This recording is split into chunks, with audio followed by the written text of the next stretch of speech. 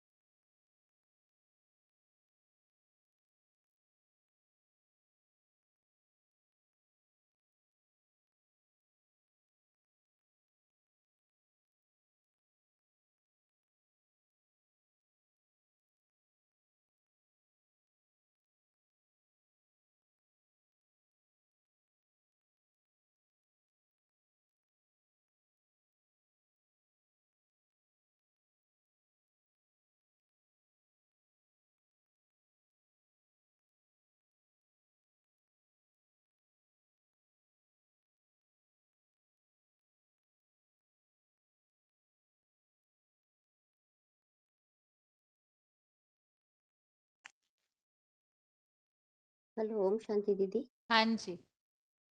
परमात्मा के दिव्य कर्तव्य के बारे में थोड़ा सा बताऊंगी दीदी।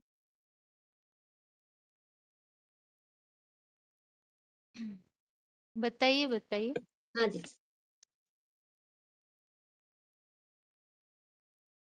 अभी हमें 3 लोग का पीछे में समझा है। आत्माएं परम धाम से आती हैं, एक पाठ बजा के उनके जाने का भी पता नहीं होता। अभी परमात्मा के परम पिता परमात्मा के दिव्य कर्तों को अभी समझेंगे कि चित्र में तो परमपिता परमात्मा के 32 किरणें दिखाए हैं, उनका गुण तो दिखाया है। शिव तो निराकार है, उनको 32 गुणों में बांधा नहीं जाता है। सभी सीमा में बंधित नहीं किया जाता है। परमपिता परमात्मा तो शिव तो सागर, ज्ञान का सागर है, अकूट ज्ञान का भंडार है। तो कहते हैं ना, सागर को सारी जंगल को कलम बनाओ, सागर को शाही बनाओ, पृथ्वी को कागज बनाओ, तो ज्ञान लिखो तो फूटता ही नहीं। तो वही तो अकूट भंडारा है। तो उनके साकार में आते हैं। शिव निराकार है, ज्योति बिंदु है। वो शिव अजन्मा भी अगर्भ है, अकर्ता है। तो वो साकार में कभी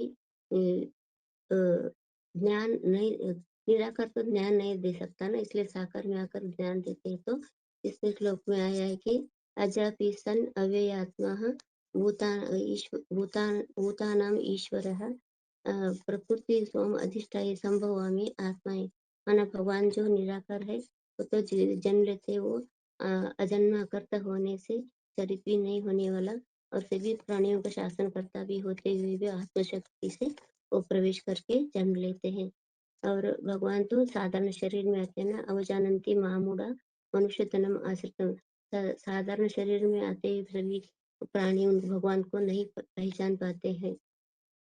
तो स्वयं भगवान अपना परिचय वो ही देते हैं। तो कहते हैं स्वयं एवं आत्मानम वेत्ति तम पुरुषोत्तम भूत भावना भूतेषु देव देव जगतपते। तो भगवान बाप का परिचय बाप ही हाथ करके देते हैं। वो कोई भी उनका परिचय दे नहीं सकता, क्योंकि सभी ऋषि मुनि देवदान सभी जो भी है, वो जब वो जन्म मरण के चक्कर में आते हैं तो वो पूर्व जन्मों को भूल जाते हैं। तुलसीदास ने भी लिखा है, रामायण में लिखा है कि रामायण में लिखा है, सोई जानई जेहि देहु जनाई, जानत तुम ही हुई जाए। माना भगवान जो आते हैं तो वो इन दोनों का शिव परमात्मा भी वो साकार को भी जानते हैं और साकार भी उनको जानते हैं। तो साकार शिव को जानकर उनके समान बनकर बनते हैं। तो इसलिए इसका बताया है। भगवान वहां पर आते हैं तो कब आते हैं, माना परित्राणाय साधुनाम विनाशाय च दुष्कृतम। माना कब आते हैं, माना जब धर्म की ग्लानि होती है, धर्म की वृद्धि होती है, तो भगवान आते थे। उस श्लोक में आया, यदा यदा ही धर्म से ग्लानिर्भवति भारत अभ्युत्थानम् अधर्मस्य तदात्मनो सृजाम्यहम्। किस लिए आते हैं, तो भगवान आकर परित्राणाय साधुनाम विनाशाय च दुष्कृताम धर्म संस्थापनार्थम भवामि युगे युगे। भगवान आते हैं तो साधुओं को रक्षा करने के लिए और दुराचारियों को विनाश करने के लिए धर्म स्थापना के अर्थ आते हैं। तो भगवान आते हैं तो प्रवेश करके प्रवेश करने भी योग्य है। तो श्लोक में आया है, भक्त्या तु अनन्यया स्वयं शक्यम अहम एव विधि अर्जुनः ज्ञातुम दृष्टम च तत्वेन प्रवेशतुम परंतप। मन भगवान बाप कर प्रवेश करके जन्म लेते हैं। भगवान तो भगवान आते हैं तो वो एडवांस सत्य गीता ज्ञान का द्वारा ही विधान रूप से उनको जाना जाता है। और भगवान आकर के गुह्य ज्ञान भी देते हैं। और भगवान कहते हैं अर्जुन को, मैं तो वही ध्यान देता हूँ, तो परिप्रश्न से अध्ययन करके विचार सागर मंथन कर जैसे चाहे वैसे करो। तो भगवान आते हैं तो आकर के हमें हमारा भाग्य नहीं बनाते, दुर्भाग्य भी नहीं करते हैं। तो कहते हैं भगवान आते हैं तो ज्ञान भी देते हैं, उनके पता ही रास्ते पर चलने से, उनको याद करने से हम भी हमारा भाग्य बना सकते हैं। और भगवान कहते हैं मैं ही ज्ञान प्रकाश का भंडार हूँ। मैं ही ज्ञान प्रकाश का ज्ञान बरसात करता हूँ, छोड़ता हूँ और वर्षा को भी खींचता हूँ। मैं ही अमृत हूँ, मैं ही मृत्यु भी हूँ। तो सत्य भी मैं ही हूँ। तो इसके लिए श्लोक बताए कि तमा तमापि अहम अहम वर्ष निग्रहामि उत्सृजामि अमृत चैव मृत्युश्च सत असत च अहम अर्जुन। तो भगवान आते तो सभी को समान भाव से देखते हैं, और हमारा भाग्य तो हमें उनको याद करके बना लेना चाहिए। तो भगवान आते हैं तो आकर के हमें किसी का पाप और पुण्य भी नहीं लेते हैं। इसमें आया है तो आदन्ते कस्य चित्त पापम न च एव सुकृत विभुः। मानो भगवान आकर किसी का पाप पुण्य नहीं लेते हैं। और भगवान आकर के रास्ता बताते हैं, कहते हैं कि मेरे मन बुद्धि में लगाकर मुझे मेरी प्रसन्न करके तुम तन मन धन से भी रुकावट को पार करेंगे। और यदि मेरे में जबरीन हठ पूर्वक चित्त भगवान उस अहंकार को कारण मेरी श्रेष्ठ मत पर नई बातें सुनते हैं तो तेरा विश्वनाथ का पद भी नष्ट हो जाता है। तो हमें भगवान के मत पर चलना चाहिए। भगवान के मत उनको याद करके, भगवान से याद करने से हमारे पाप भी कट जाते हैं। भगवान आकर के नर्क को स्वर्ग बनाते हैं, कली के अंत में सभी पतित बन जाते हैं। तो भगवान आकर के पावन नई नई दुनिया को स्थापन करते हैं। भगवान आकर आत्मा और परमात्मा सृष्टि सूरज चांद सितारों को नहीं रह सके, वो तो अनादि। इसलिए श्लोक में बता है, प्रकृति पुरुष चैव विद्या अनादि उभयो अपि विकरान ये गुणान चैव विद्धि प्रकृति संभवान। प्रकृति और आत्मा दोनों भी अनादि है जान। विकार और तीन गुणों का भी प्रकृति से उत्पन्न हुआ जान। भगवान तो अर्जुन का इसे समझाते हैं। और शिव भगवान आकर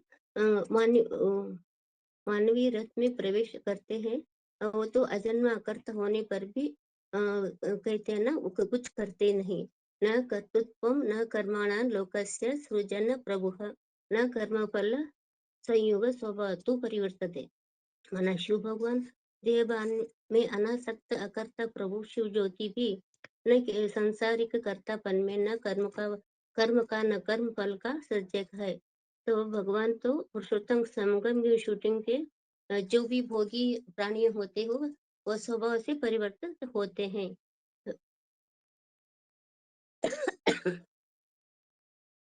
परमात्मा सब कुछ करता, बल्कि अनादि निश्चय 5000 वर्षीय ड्रामा प्लेन अनुसार ही स्वभाव सारे की हाँ बाबा हो बड़ी बाय बस सारे कर होते हैं। शिव भगवान आते हैं तो उनको अपना देह नहीं होता है। तो भगवान कहते हैं कि मैं पुरुषोत्तम संगम की शूटिंग में ही चातुर्वर्ण्यम मया सृष्टि, माना 4 वर्णों का रचता हूँ। और बाप कहते हैं कि संगम युग पर ही शूटिंग के गुण कर्म अनुसारी सारी वर्णों का रचना होता है। और बाबा कहते हैं कि किसी को भगवान पक्षपात नहीं करते हैं, सभी प्राणियों मनुष्यों में समान भाव से ही देखते हैं। तो इसलिए में श्लोक का है कि समहम अहम सर्वभूतेषु न मे द्वेष अस्ति न प्रियः ये भजन्ति तु मां भक्त्या मयि तेषु च अपि अहम। तो मैं सभी प्राणी में समान भावना भावना वाला हूँ। तो अर्थात पक्षपात तो नहीं करते हैं।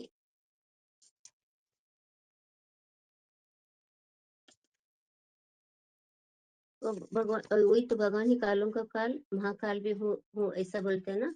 तो भगवान ने आकर के सारा सृष्टि का स्थापना पालना और विनाश करता है। तो इसके लिए श्लोक में बताया अविभक्तम च भूतेषु विभक्तम एव च स्थितः भूतभर्त च तज्ज्ञेयम् गृहशिष्णु माना। जो भगवान आते तो योग बल से अविभाज्य भी अखंड भी है, सभी प्राणियों में स्थित माना। सभी प्राणी उनको याद करते हैं तो उनकी शक्ति उन सब में होता है, तो वो सब व्यक्ति नहीं होते हैं। तो वही भगवान ही विष्णु लोक के देवताओं को पोषण भी करते हैं और रौद्र रूप धारण करके संहार भी करने वाले वही होते हैं। और वो उत्पत्तिकर्ता ब्रह्म ज्ञान को भी वो भी ज्ञातव्य भी वही है। और कहते हैं कि भगवान ही लोक क्षय कृत प्रवृत्ति प्रलय भस्मी मतलब संसार का महान विनाश करता भी विकराल काल भी मैं ही हूँ। और संसार में जो भी जैसे भी पापी हो तो भी भगवान आकर के जो ज्ञान का जो नौके में ले जाते हैं तो वो ज्ञान सुनकर सभी पापों से विषय सागर से मुक्त हो जाते हैं। इसके लिए बताए कि शंकर चाप जहाज भी कहते हैं जय चढ़ी शंकर चाप जहाज जय ही चढ़ी उतर ही पार नरह बूढ़ी सकल संसार। नानक जप जहाज भी कहते, चंद्रकांत वेदांत जहाज भी कहते, जगत पिता की जैसी लकड़ बुद्धि लचीली की देह को भी ऋषि मुनियों में भी शास्त्र में कहा है कि जहाज धनुष चाप नवय भी बताया है। तो माना सभी पापियों पापियों से भी पापी क्यों न हो तो भी भगवान के ज्ञान नौके में आकर निस्संदेह सारे विषय सागर को पार कर लेते हैं। तो भगवान वापी आकर के कर्म अकर्म कर्म के गति भी बताते हैं। तो वही वही कहना है। तो कर्मणि अकर्म माना जो भी कर्म करते समय पर अनुसार भी करना है। तो भगवान ने अकर कर्म अकर्म का भी बताते हैं। वही मनुष्य सृष्टि का वापी बीज भी है। तो इसके लिए बताया कि बीजम अहम सर्वभूतानां विद्धि पार्थ सनातनम विद्धि बुद्धिमत्तम अस्मि तेजम तेजस्विवान अहमन। भगवान वही तो भगवान बाप ही सभी का मनुष्य सृष्टि का बीज भी है। और उनको अव्यक्त मूर्ति भी कहा जाता है। माने उनके मया ततम इदम सर्व जगतम अव्यक्त मूर्ति न मान मेरे ही द्वारा सारी जड़ जंगम विस्तृत होती है। और कालोस में भी कहा थे तो उनके मानो आदि में भी उनसे भी उत्पन्न होते हैं, अंत में उनमें ही समा जाते हैं। तो वही भगवान है। तो उनका ये दिव्य करते हैं। ओम शांति। दीदी कितना है थोड़ा सा बताया दीदी। ठीक है माता जी।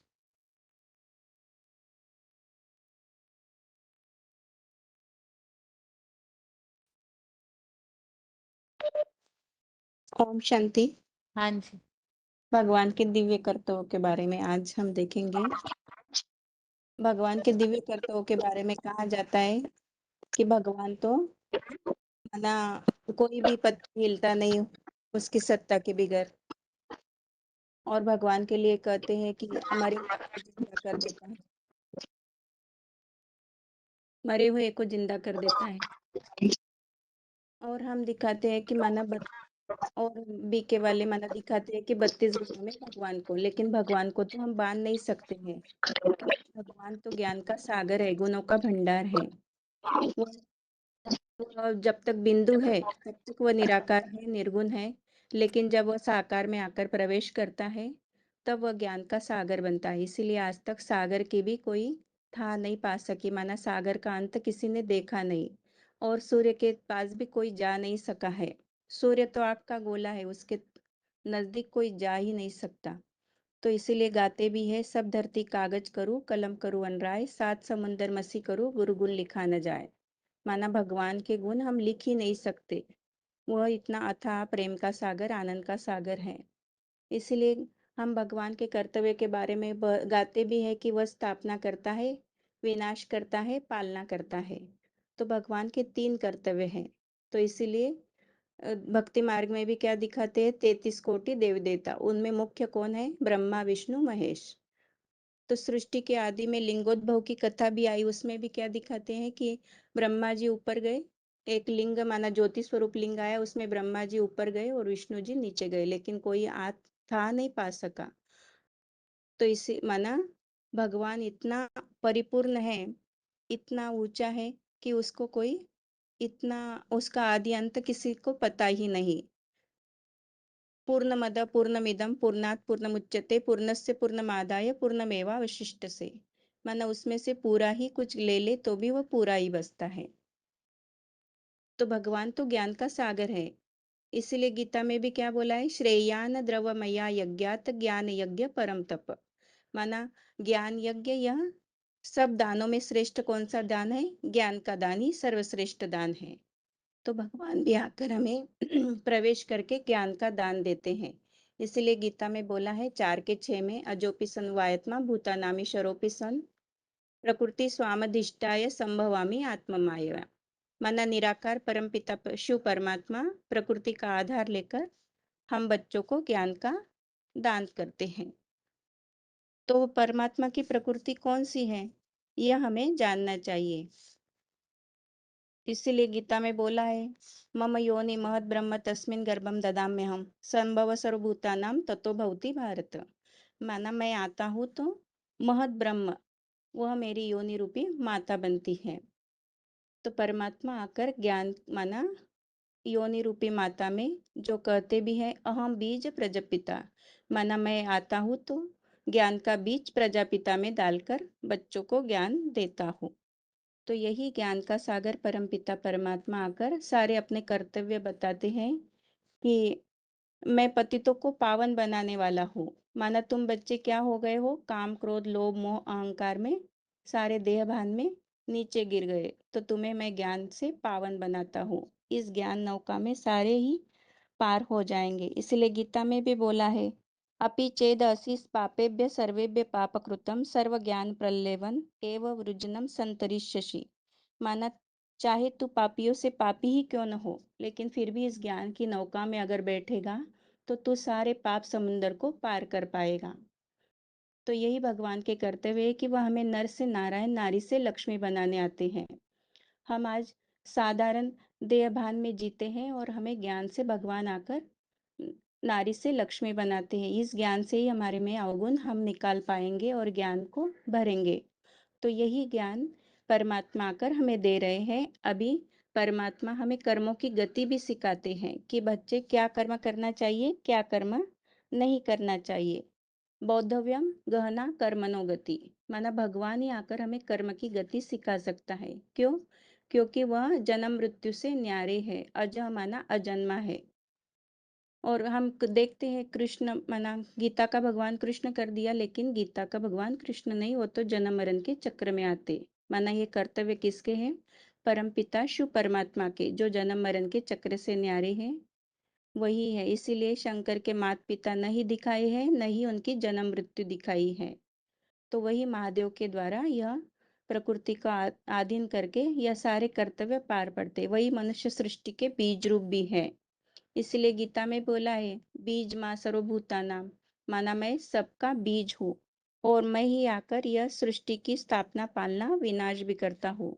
जैसे 7:6 में भी बोला है, यद्दोनीनि भूतानि सर्वाणि इति उपधाराय अहम कृतस्नस्य जगत प्रभव प्रलय तथा। माना कि तुम मुझे जान लो कि मैं सब प्राणियों का उद्गम हूँ और मैं ही समस्त जगत का उत्पत्ति करता तथा विनाश करता हूँ।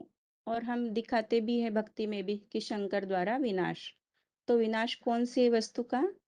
तो जो हमारे मन में जो बुराइयां है, जो हमारे मन में जो माना हम जो पुराने रीति रस्म रिवाज में जो गलत हो गई है, उसके सारे का खंडन करके भगवान आकर हमारे में ज्ञान का बीज डालते हैं और उसी ज्ञान के बीज से हम पार हो जाएंगे। यही भगवान के कर्तव्य है, जो हम इस चित्र से हमें सब कुछ जानना है। ओम शांति।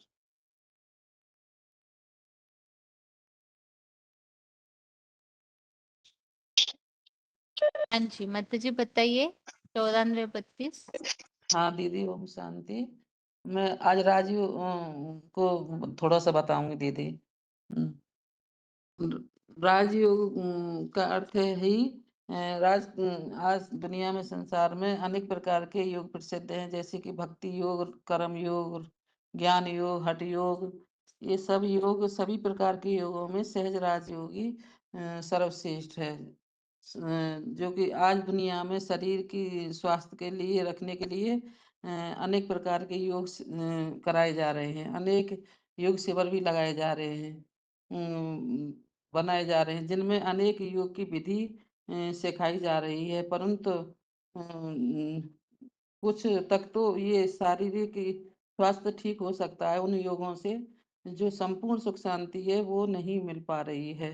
जिस तरह से लोग पैसे भी खर्च कर रहे हैं, जब भी कोई फायदा उनको नहीं मिल पा रहा है। शरीर तो कहीं तक ठीक हो सकता है, परंतु जो संपूर्ण सुख शांति है वो इन योगों से नहीं मिल पा रही है। राजयोग तो एक परमात्मा ही आकर के सिखाते हैं, जो कि असली राजयोग तो का अर्थ है राजाओं का राजा बनाना, और राजाओं का राजा बनाना, भगवान से संबंध जोड़ना। जैसे कि तांबे के तारों से जो जोड़ा जाता है तो वो हमें बिजली प्रभावित होती है, और अगर रबड़ चढ़े देवानी रबड़ चढ़े को जोड़ेंगे, रबड़ को जोड़ेंगे तो वो हमें करंट प्रज्वलित नहीं हो सकता है, क्योंकि इसी आज की दुनिया में क्या है कि देहधारियों से भी आज की दुनिया में देहधारियों से योग देहधारियों को गुरु बना रहे हैं, परंतु उनसे तो सुख शांति प्राप्त नहीं हो रही है। असली योग की परिभाषा तो कोई जानता ही नहीं है कि असली योग है क्या। असली योग है भगवान से मिलन मनाना, भगवान से योग लगाना, भगवान से जुड़ना। असली योग आत्मा और आत्मा से परमात्मा को जोड़ना, यही असली योग की विधि है।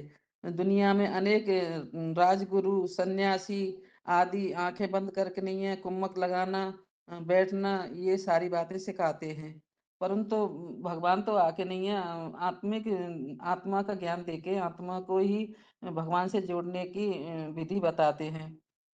ये सारी बातें भगवान को ही आकर, जैसे कि आठ शक्तियों के बारे में भी बाबा ने बताया है। 8 शक्तियां जो होती हैं वो हमारी हाँ, दिव्य गुण भी आते हैं हमारे, उस राजयोग से दिव्य गुण भी आते हैं, जैसे कि सहनशीलता है, और सहनशीलता, निर्भयता, नम्रता, ये सारे गुण हमारे अंदर आते हैं।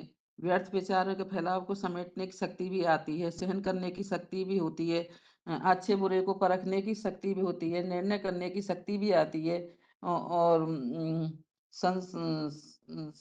ये मनुष्य मनुष्य को राजयोग सीखने से सब शक्तियां हमारी विस्तार में प्राप्त होती हैं, जो कि भगवान से जुड़ते हैं, तभी हमारे अंदर ये सारी बातें आती हैं। नहीं तो हम और देहधारियों से जुड़ेंगे तो ये तो हमारे अंदर आ ही नहीं सकती हैं, क्योंकि जो अच्छा अच्छा मिलन मनाना है ज्ञान योग द्वारा, वो नहीं सीख पाते हैं। ये देहधारियों में इतना राजयोग सिखाने की विधि नहीं जानते हैं, क्योंकि ये तो देह का ही योग लगाना सिखाते हैं। देह से कहीं तक स्वास्थ्य तो ठीक हो सकता है हमारा, परंतु हमारी सुख शांति ये जो अंदर वो प्राप्त नहीं होती है, वो भगवान से ही याद करने से, भगवान से ही जुड़ने से मिल सकती है। ओम शांति दीदी। ठीक है माता।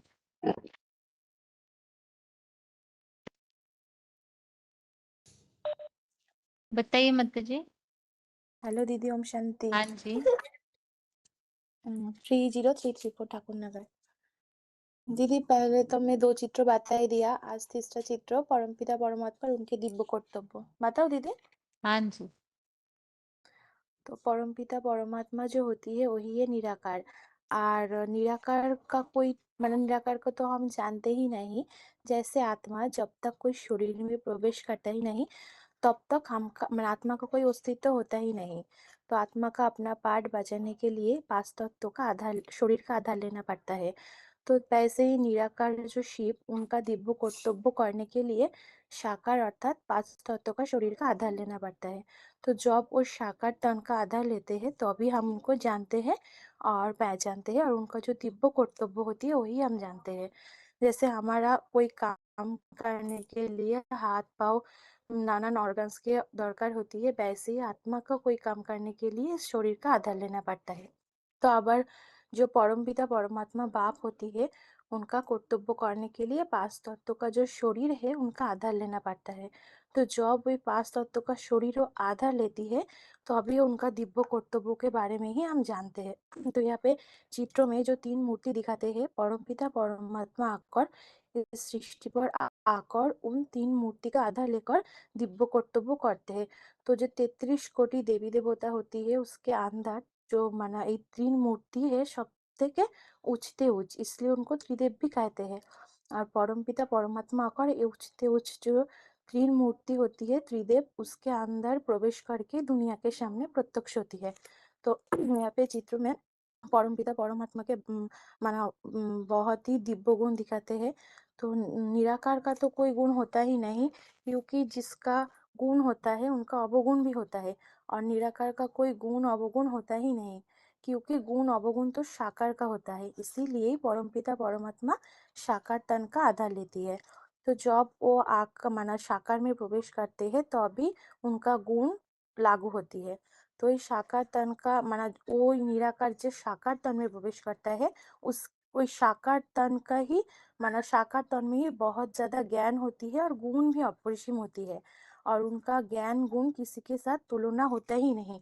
उनका अंदर तो सीमाहीन ज्ञान होती है। इसीलिए माना एक गायन भी आता है भक्ति मार्ग में कि সব দরদি কাগজ কারু কলম করো बनराई 7 समुंदर मासी करो गुरु गुण लिखा ना जाए। माना भगवान का गुण इतना ही होती है, यदि हम सारा धरती को कागज बनाए और माना जो गाछ होती है सारा दुनिया का गाछ को काट करके हम कलम बनाए और समुद्र को पानी देकर हम काली बनाए, तो अभी उनका गुण इतना अप्रेसिम जो लिखे शेष होता ही नहीं। तो निराकार सुप्रीम सोल जब साकार में आती है तो अभी हम उनको जानते हैं, तो इसीलिए साकार तन का उनका आधार लेना पड़ता है। तो गीता में चौथा अध्याय का 6वां श्लोक में आया है कि प्रकृतिम सामोधिष्ठाय संभवामि आत्ममया, माना शरीर रूपी प्रकृति का आधार करके मैं आता हूँ। और गीता में और एक श्लोक आया है कि ज्ञातुम दृष्टुम च तद्वेनो प्रविष्टुम च परम तप, माना भगवान मातृगर्भ में उनका जन्म होता ही नहीं, केवल वो मनुष्य तन में प्रवेश करता है, माना 5 तत्व का आधार लेकर सारी कर्म करता है। और जिसका जन्म होता है उनका मृत्यु भी निश्चित है, लेकिन भगवान तो गर्भ में जन्म लेता ही नहीं, वो साधारण तन में प्रवेश करते हैं, इसीलिए उनका कोई जानते ही नहीं। आप मनुष्य यही मानते हैं कि जिसके पास धन दौलत टाका पैसा होती है वही माना स्वर्ग में निवास करते हैं, लेकिन वास्तव में तो ये गलत बात है। भगवान साधारण तन में आते, इसीलिए ही गीता में आया है कि अवजानन्ति मामूढ़ा मानुषम तनुम आश्रितम परम भावो अवजानन्तो मम महेश्वर, माना वो साधारण तन में प्रवेश करते हैं, इसीलिए सभी मनुष्य उनको अवज्ञा करते हैं। तो भगवान साधारण तन का आधार लेकर माना स्वयं अपना परिचय देते हैं, और वो क्या जन्म मृत्यु चक्रों में भी नहीं आते हैं। तो दुनिया में भगवान के बारे में ही ज्यादा मान्यता होती है। जैसे एक गायन आता है कि পাত্তা भी हिल सकता नहीं सत्ता तेरे के बिना, माना तार माना इच्छे ছাড়া एक भी पाताও भी माना हिलता नहीं। और दुनिया लोग यही मानते हैं कि भगवान आकर चमत्कार करते हैं, जैसे वास्तव में कोई मैजिशियन क्या करते हैं, मैजिक करके हाथों में लड्डू से और ढेर सारे कुछ बनाई देते हैं, लेकिन भगवान आकर के ऐसा चमत्कार करते हैं माना वो पूरा ही पुराना दुखी दुनिया को परिवर्तन करके नई सुख की दुनिया लेकर आती है। माना जिस कर्म कोई मनुष्य के द्वारा संभव होता ही नहीं, तो भगवान आकर ऐसे चमत्कार करते हैं। और दुनिया लोग यही मानते हैं कि भगवान आकर सबका भाग्य लिखते हैं, लेकिन वास्तव में तो ये गलत बात है। भगवान किसी का भाग्य लिखता ही नहीं, वो आकर भाग्य तैयार करने का रास्ता बताते हैं और माना कर्मों को गति के बारे में ही बोलते हैं। तो इसीलिए भगवान को भाग्य लिखने वाला नहीं कहेंगे, भाग्य विधाता कहते हैं। और दुनिया लोग यही बोलते हैं कि भगवान ना कि चाँद सूरज सितारे ये सब कुछ का निर्माण करते हैं, लेकिन वास्तव में तो गलत बात है। चाँद सूरज सितारे सब कुछ अविनाशी है, जैसे आत्मा अविनाशी होती है, अलग करके उनको निर्माण करने का कोई दरकार होता ही नहीं, वैसे ही सब कुछ अनादि है, माना ना आदि ना मध्य ना अंत होती है, माना वो अनादि होती है। तो भगवान का ये तो दुनिया के बारे में भगवान का कर्तव्य होती है, लेकिन भगवान का असली कर्तव्य है वो ब्रह्मा द्वारा माना नतून दुनिया का स्थापन करना और शंकर द्वारा पुराना दुखी दुनिया को विनाश करना और विष्णु का द्वारा नई दुनिया का पालना करना। तो यही भगवान का मेन कर्तव्य। और गीता में भी माना गीता के आधार पर ही भगवान का कर्तव्य आती है कि ये बोलते हैं कि कालों के बंधे से छुड़ाने वाला। माना गीता में एक श्लोक आया है कि मैंने एक शब्द आया कालो अस्मि, तो भगवान के गायन ही ये शब्द आया है, क्योंकि कालों का काल महाकाल माना कालों का काल महाकाल माना जिसको काल खाता ही नहीं वही है महाकाल। तो शंकर को तन का आधार लेकर परमपिता परमात्मा हमको ज्ञान देते हैं। तो ये तन को कोई काल खाता ही नहीं, और वही ऐसा पुरुषार्थ हमको सिखाते हैं जिस पुरुषार्थ हम सीखते तो हमको कोई काल खाता ही नहीं। और आया है कि पतित पावन, तो भगवान आकर हमको ऐसे ज्ञान देते हैं जिस ज्ञान द्वारा हम पतित मनुष्यों से पावन देवी देवता बन पाएंगे। और आया है कि पाथर बुद्धि को पारस बुद्धि बनाने वाला, तो भगवान आकर पाथर बुद्धि को पारस बुद्धि बनाते, माना हमारा मन बुद्धि अभी समय ऐसा पाथर बन गई, वो आकर हमको पाथर बुद्धि को पारस बुद्धि अर्थात सोना जैसा बुद्धि बनाते हैं। और नर को नारायण बनाने वाला माना भगवान आकर नर मनुष्य को नारायण अर्थात देवी देवता बनाते हैं। और जीवन नैया को पार करने वाला, तो भगवान आकर हमारा जीवन नैया को पार करके ले जाती है। माना हमारा जीवन जो नरक दुनिया में अभी फंसी हुई है, वो आकर नरक दुनिया से जो जीवन फंसी हुई है जीवन को पार करके स्वर्ग में ले जाती है। इसीलिए गीता में आया कि चौथा अध्याय का 34वां श्लोक में सर्वम ज्ञानो लोपेनो एवं ब्रिजिनम संतरिष्यसि, और की कर्मों की गति को जानने वाला। तो भगवान आकर हमारा कर्मों की जो गुज्जु गति है वही गुज्जु ज्योति को हमको जनाते हैं। माना हम जब कर्मों को सुधार लेंगे तो अभी हमारा जो माना कर्म जो माना जन्म जन्मांतर भाग्यों को हम बना पाएंगे। तो गीता में श्लोक आया है कि यदा यदा ही धर्मस्य ग्लानि भवति भारत अभ्युत्थानम् अधर्मस्य तदात्मानं सृजाम्यहम्। माना जब जब धर्मों की ग्लानि होती है, अधर्म वृद्धि पाती है, तो अभी भगवान स्वयं जन्म लेता है। माना वही जानते हैं जब अभी धर्म माना अधर्म बढ़ गई, अभी हमको माना दुनिया में आना पड़ता है। तो वैसे ही हम जब कर्मों के बारे में हम जान पाएंगे तो अभी हम कर्मों को सुधार लेंगे, और जब भी हम कर्मों को सुधार लेंगे तो अभी जन्म जन्मांतर को भाग्य हम माना अच्छे बना पाएंगे। तो यही है भगवान का काम। माना वो कोई छोटा छोटा काम करते ही नहीं, वो बड़े से बड़ा काम करते हैं, जैसा काम कोई मनुष्य कोई गुरु लोग कर नहीं सकते। तो वास्तव में भगवान साकार तन में प्रवेश करके यही तो सब दुनिया का हिसाब से गीता के हिसाब से, लेकिन भगवान का असली काम है ब्रह्मा द्वारा नई दुनिया की स्थापना करना, शंकर द्वारा पुरानी दुखी दुनिया को विनाश कराना, और विष्णु द्वारा जो नई दुनिया तैयार होती है नई दुनिया की पालना देना। यही है भगवान का मेन कर्तव्य। ओम शांति दीदी। ठीक है माता जी। हुआ दीदी? हाँ जी, हम्म। आगे बताइए, अगला फोन अनम्यूट है।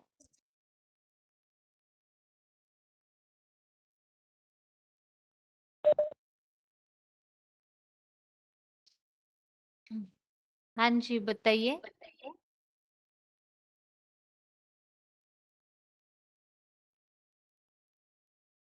आगे 29,150 भेंडरा।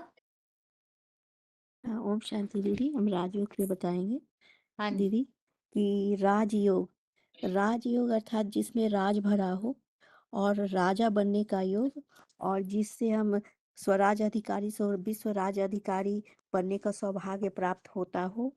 तो राज यानी कि जो ज्ञान, जो बात दुनिया में कि सबके सामने प्रत्यक्ष ना हो, छुपा हुआ हो, गहराई का ज्ञान हो, जिससे आत्मा अपने कर्मेंद्रियों की राजा बन जाए। और राज अर्थात जो ज्ञान और बातें सभी के सामने, और उस राज से जुड़ना, कनेक्शन होना, उस छिपे ज्ञान को जानना। दुनिया कहते हैं ना कि दुनिया में इंजीनियर बनने की पढ़ाई पढ़ाता है, डॉक्टर बनने की पढ़ाई पढ़ाता है, वकील बनने की पढ़ाई पढ़ाता है। वैसे ही परमात्मा बाप ही एक है जो राजयोग की पढ़ाई पढ़ाता है, जिससे हम राजाओं का राजा बनते हैं। एक भगवान बाप ही आकर गीता ज्ञान के द्वारा आत्मा रूपी आत्मा को राजयोग की पढ़ाई पढ़ाकर सशक्त बनाकर कर्मेंद्रिय रूपी मंत्रियों को अपने नियंत्रण में कर ऑर्डर अनुसार चलाने का ज्ञान देता है, जिससे हम अपने साम्राज्य यानी अपनी सारी शरीर रूपी साम्राज्य को चलाने की कला सीखते हैं, जिससे ही भविष्य में राजा बन अपने राज्य में निर्विघ्न राज कर सकेंगे, सारी प्रजा को संतुष्ट कर अपने परिवार समान समझकर चला पाएंगे। 5000 वर्षों में जितने भी राजाएं हुए, राज करने की कला इसी संगम युग पर, कलयुग के अंत और सतयुग के प्रारंभ पर ही एक भगवान बाप से ही सीखते हैं, जो निराकार आत्माओं का बाप मुकर्रर रथधारी शंकर में प्रवेश करके ही सिखाते हैं। 5000 वर्ष में दुनिया में कोई ऐसा स्कूल और कोई ऐसा टीचर नहीं होता जो राजा बनने की पढ़ाई पढ़ा सके। आखिर दुनिया में इतने भी राजाएं हुए, महाराणा प्रताप, छत्रपति शिवाजी, पृथ्वीराज चौहान जैसे राजाएं अनेक हुए, आखिर वो कब राजाई करना सीखे और किससे सीखे? क्योंकि अ, इस प्रकार विश्व का मालिक ही विश्व पर राज करना सिखा सकता है, कोई और नहीं सिखा सकता। इस राज्यों की पढ़ाई से ही स्वराज अधिकारी बनते हैं, अर्थात जो चाहे वही संकल्प करे, जो चाहे वही मुख से बोले, जो चाहे वही सुने, दूसरा कोई और बात हमें सुनाई ही ना दे। जो चाहे हमारी आंखों को वही दिखाई दे, मतलब सारी कर्मेंद्रियां मेरे वश में हो। आत्मा राजा कमजोर आज हो गई है, जिसके कारण ही हमारे जो कर्मेंद्रियां रूपी मंत्री है, उस राजा को अपने अधिकार में लेकर और वही आज राजा पे राज कर रहे हैं। तो ऐसे राजा को मुक्त होने के लिए क्या करना होगा? कोई सशक्त से कनेक्शन बनाना होगा। तो सबसे सशक्त तो परमात्मा ही है, जो फिर से उस राजा की मदद कर उसे सशक्त बनाकर और फिर से उसको अपना राज्य और साम्राज्य वापस देने में उसको मदद करता है। तो इस तरह हम लोग क्या देखते हैं कि छत्रपति शिवाजी और महाराणा प्रताप ये सभी जो हुए, इसी संगम पर इतने सशक्त राजा बन, और तभी ब्रॉड ड्रामा में भी उनको वैसा राज करते हुए दिखाते हैं। नहीं तो बीच में तो कहीं कोई और स्कूल और कॉलेज तो होता नहीं। वह अभी का ही यह स्वर्णिम संगम युग है, जहाँ भगवान बाप आकर हमें राजाओं का राजा अर्थात तन मन और दोनों को सशक्त बनाए, मन से भी राजा और तन से भी राजा, जिससे अपनी दुश्मनों की पहचान हो सके और हम हराने की कला, यानी यह सौभाग्य की पढ़ाई, यह राजयोग की पढ़ाई से ही संभव है। एक सफल राजा वही जिससे युद्ध कौशल के साथ साथ अपनी प्रजा की भावनाओं का भी मतलब उतना ही ख्याल हो, दुश्मनों को भी युद्ध भूमि में हराए, साथ साथ उसके दिलों को भी जीत सके और उस पर अपना राज्य कायम कर सके, अर्थात हर क्षेत्र में वह निपुण हो। यह राजयोग की पढ़ाई, जिससे आत्मा परमात्मा के ज्ञान के साथ साथ आध्यात्मिक, धार्मिक, राजनीतिक, सामाजिक और व्यक्तिगत समस्याओं का भी ज्ञान मिलता है, समाधान मिलता है। यह अभिप्रूप प्रमाण के साथ और ज्ञान के साथ साथ उसमें प्रैक्टिकल जीवन में धारणा करने की शक्ति और गुण और शक्तियाँ भी आती है, वो भी 100% सफलता की गारंटी के साथ, क्योंकि इसे पढ़ाने वाला सुप्रीम टीचर है। ऐसा पढ़ा देता है जो हमें मतलब 21 जन्म तो की तो गारंटी है, उसके आधार पर 63 जन्म भी बन जाते हैं। दुनिया के स्कूल टीचर तो एक जन्म के लिए विनाशी पढ़ाई, शरीर की पालना पोषण की पढ़ाई पढ़ाते हैं, जो इस शरीर के विनाश होने के साथ इस दुनियावी पढ़ाई का भी विनाश हो जाता है, जिसके कारण दूसरे जन्म में फिर से वो पढ़ाई पढ़नी पड़ती है। क्योंकि शरीर विनाशी है, शरीर की पढ़ाई विनाशी, क्योंकि इसे पढ़ाने वाला टीचर भी विनाशी है। किंतु ये राजयोग की पढ़ाई पढ़ने वाली आत्मा भी अविनाशी और यह पढ़ाई भी अविनाशी, क्योंकि इसको पढ़ाने वाला टीचर सुप्रीम टीचर परमपिता परमात्मा भी अविनाशी है। इस पढ़ाई का अंदाज इसी से लगा सकते हैं कि राजा महाराणा प्रताप, जिनके भाला का वजन 81 किलो था और साथ साथ उनके 2 तलवार जिसका वजन 208 किलो था और उनके कवच जो 72 किलो के आसपास था। आज की पढ़ाई मनुष्यों द्वारा मनुष्यों को पढ़ाई जाती है, जो अपने ही परिवार की एक छोटी सी बातों को सहन नहीं कर पाते और आत्मघात कर लेते हैं। दुनिया में इतने पापाचार, अत्याचार, भ्रष्टाचार का कारण क्या है कि लाख आविष्कार दुनिया में हुए, तरक्की किए, उसके बावजूद भी दुख, अशांति और बीमारी बढ़ती ही गई, कम तो नहीं हो सकी ना। कि कम की तो बात ही छोड़िए कि कुछ मतलब घटी ही नहीं, क्योंकि देखते हैं ना कि दुनिया में इतने सारे अस्पताल और डॉक्टर आज हो गए, इतने पुलिस थाना और इतने वकील, इतनी सब कुछ हो गए, लेकिन न बीमारी कम हुई, न लड़ाई झगड़े कम हुए, कुछ भी कम नहीं हुआ और बढ़ते ही गए। दिन दुना रात चौगुना बढ़ते ही जा रहे हैं। अब तो अति पर है और इसी अति को अंत करने भगवान गीता ज्ञान द्वारा राज्यों की पढ़ाई पढ़ा रहे हैं। स्वर्णिम सवेरा लाने, जिसे सभी धर्मों में अलग अलग नामों से गाया गया है। मुसलमानों में कहते हैं जन्नत है, क्रिश्चियन में कहते हैं हेवन है, पैराडाइज, हिंदुओं में कहते हैं स्वर्ग है।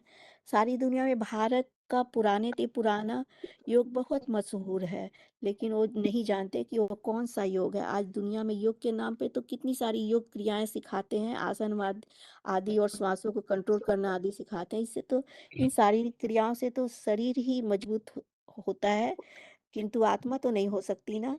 यह तो ठीक उसी प्रकार हो गई ना कि बीमारी कहीं और है, इलाज कहीं और कर रहे हैं, और संपूर्ण इलाज ना होने के कारण आज क्या हो रहा है कि बीमारी तो कहीं ना कहीं विस्फोट करेगी ही, बढ़ती ही जाएगी। उसी तरह आज दुनिया में भी क्या हो रहा है कि मन की बीमारी का इलाज नहीं होने के कारण इसका भी विस्फोट हो रहा है। ताकि आज जिसका प्रूफ है कि आज इतने सारे लड़ाई झगड़े, आज पूरा विश्व युद्ध के कगार पे खड़ा है, और इस किसी के एक वश में नहीं है कि इसको रोका जा सके।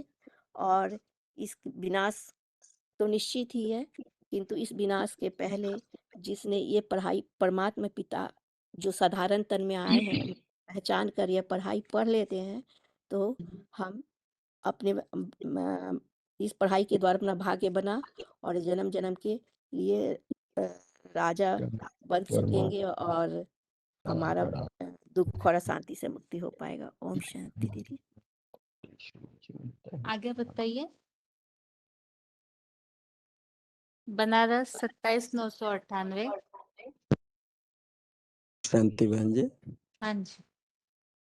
प्रिय भाइयों एवं बहनों, जैसा कि जानते हैं हम सब, आज इस समय वर्तमान काल में सब लोग भगवान को सर्वव्यापी बता दिया है, लेकिन भगवान ने क्या कहा है वह कह रहे हैं, गीता में लिखा हुआ है ना, न तत्भाषते सूर्यो शशांको न पावकः यद गत्वा न निर्वर्तते तद्धामम परमम मम। परम पिता परमात्मा शिव आकर के कहते हैं, हे मेरे मीठे मीठे प्यारे बच्चों, मैं यहाँ का वासी नहीं हूँ, मैं परम धाम से आता हूँ, जहाँ तुम बच्चे जा करके इस नरक की लोक में दोबारा जन्म नहीं लेते हो 2500 साल तक। तो वो अपना परिचय देते हैं, क्योंकि भगवान का परिचय भगवान सिवा कोई नहीं दे सकता। तो वही तो बता रहे हैं, बच्चे मैं नाम रूप से न्यारा नहीं हूँ, मेरा नाम है शिव। शिव माने कल्याणकारी, स से शुभ व इव से करता, जो शुभ ही करता है, जो भी कर्म करता है, चाहे श्रेष्ठ इंद्रियों से चाहे शरीर के किसी भी इंद्रियों से, वह कल्याण ही कल्याण करता है। वही बाप आकर के कहते हैं, बच्चे मैं परम धाम का वासी हूँ, जिसे मुसलमानों ने सातवां आसमान कह दिया है, अर्श कह दिया है, अंग्रेजों ने सुप्रीम एबोर्ड कह दिया है, और जैनियों ने तुरिया धाम कह दिया है। मैं उसी धाम का रहने वाला हूँ। तो मैं नाम रूप से न्यारा नहीं हूँ। मेरा रूप क्या है? मेरा रूप तो बताया गया, ज्योतिषम ता ज्योति, मैं ज्योति के समान हूँ, मैं अति सूक्ष्म हूँ, ज्योतिर्बिंद हूँ। मैं आता हूँ, कहाँ आता हूँ? तो भारत में आता हूँ, कोई जड़ जमीन में थोड़ी ना आता हूँ। भा माने ज्ञान की रोशनी, रत माने लगा रहने वाला, जो सदा सर्वदा रहने वाला ज्ञान की रोशनी में मैं उस अर्जुन, आदम, एडम आदि देव में आता हूँ। क्योंकि कोई ऊंचा सेठ होगा तो कहाँ आएगा, बैठेगा तो किसी ऊंची सिंहासन पे बैठेगा ना। तो उनका सोफा सेट कौन सा है? अर्जुन का शरीर रूपी भ्रिकुटी का मध्य वहीं विराजमान होकर के सारी प्रकृति को अपने अधीन कर लेते हैं, यानी कि कंट्रोल करके सृष्टि के रचयिता बनते हैं। ब्रह्मा विष्णु शंकर तीनों के मालिक बनते हैं, जिसे त्रिमूर्ति शिव कहा जाता है। वो एक ही तन में आते हैं। ऐसा स्वरूप किसका दिखाया जाता है? शिव शंकर भोलेनाथ का। शिवलिंग कहते हैं ना, शिवलिंग शिवरात्रि शिवरात्रि, ऐसे तो नहीं कहते शंकरलिंग शंकर रात्रि। ऐसे गांव में आजकल चर्चा हो ही रही है, शिव चर्चा, कोई शंकर चर्चा तो नहीं करते ना। तो बाप कहते हैं, बच्चे मैं आता हूँ परम धाम से इस सृष्टि पर, और इस दुनिया को क्या बना कर ही जाता हूँ? 2500 साल के लिए अमर बना करके जाता हूँ, जहाँ देवताएं दुख भोगते ही नहीं है। वहाँ तुम बच्चे सुख में ही सुख रहते हो। जब द्वापर आता है तब वहाँ से शास्त्र रचे जाते हैं। सबसे पहले मूर्तियाँ बनती हैं, फिर उसी के आधार पर शास्त्र रचे जाते हैं, फिर शास्त्रों के आधार पर भक्ति शुरू होती है। फिर जब तुम सब बच्चे जन्म जन्मांतर मुझे याद करते चले आए, जब कलह कलेश की दुनिया बढ़ जाती है अति की, जब सभी धर्म वाले पतित बन जाते हैं, गीता में ही लिखा है ना, सर्वधर्मानि परित्यज्य माम एव शरणं व्रज। तो यहाँ की बात है, हिंदू मुसलमान आदि सब आपस में लड़ झगड़ रहे हैं, सभी धर्म वाले। तो मैं यहाँ ही आया हुआ हूँ, वह इसी वर्तमान काल की बात है। द्वापर के अंत में कहते हैं कृष्ण भगवान आए। वहाँ तो अनेक धर्म नहीं थे ना, वहाँ तो सिख धर्म भी नहीं था, ये मठ संप्रदाय वाले भी नहीं थे, जो ढेर के ढेर इस समय फैले हैं। तो वर्तमान काल की ही बात है ना। मैं आया हूँ, मैं कहता हूँ मैं नाम रूप से न्यारा नहीं हूँ, तो भगवान को जानना चाहिए ना। भगवान का नाम रूप देश काल गुण कर्तव्य ये जानना चाहिए ना। तो भगवान स्वयं अपना परिचय दे रहे हैं इस आध्यात्मिक ईश्वरी विश्वविद्यालय में, जो कि यूट्यूब पर डाला गया है। प्रिय भाइयों, आइए और समझिए। ओम शांति।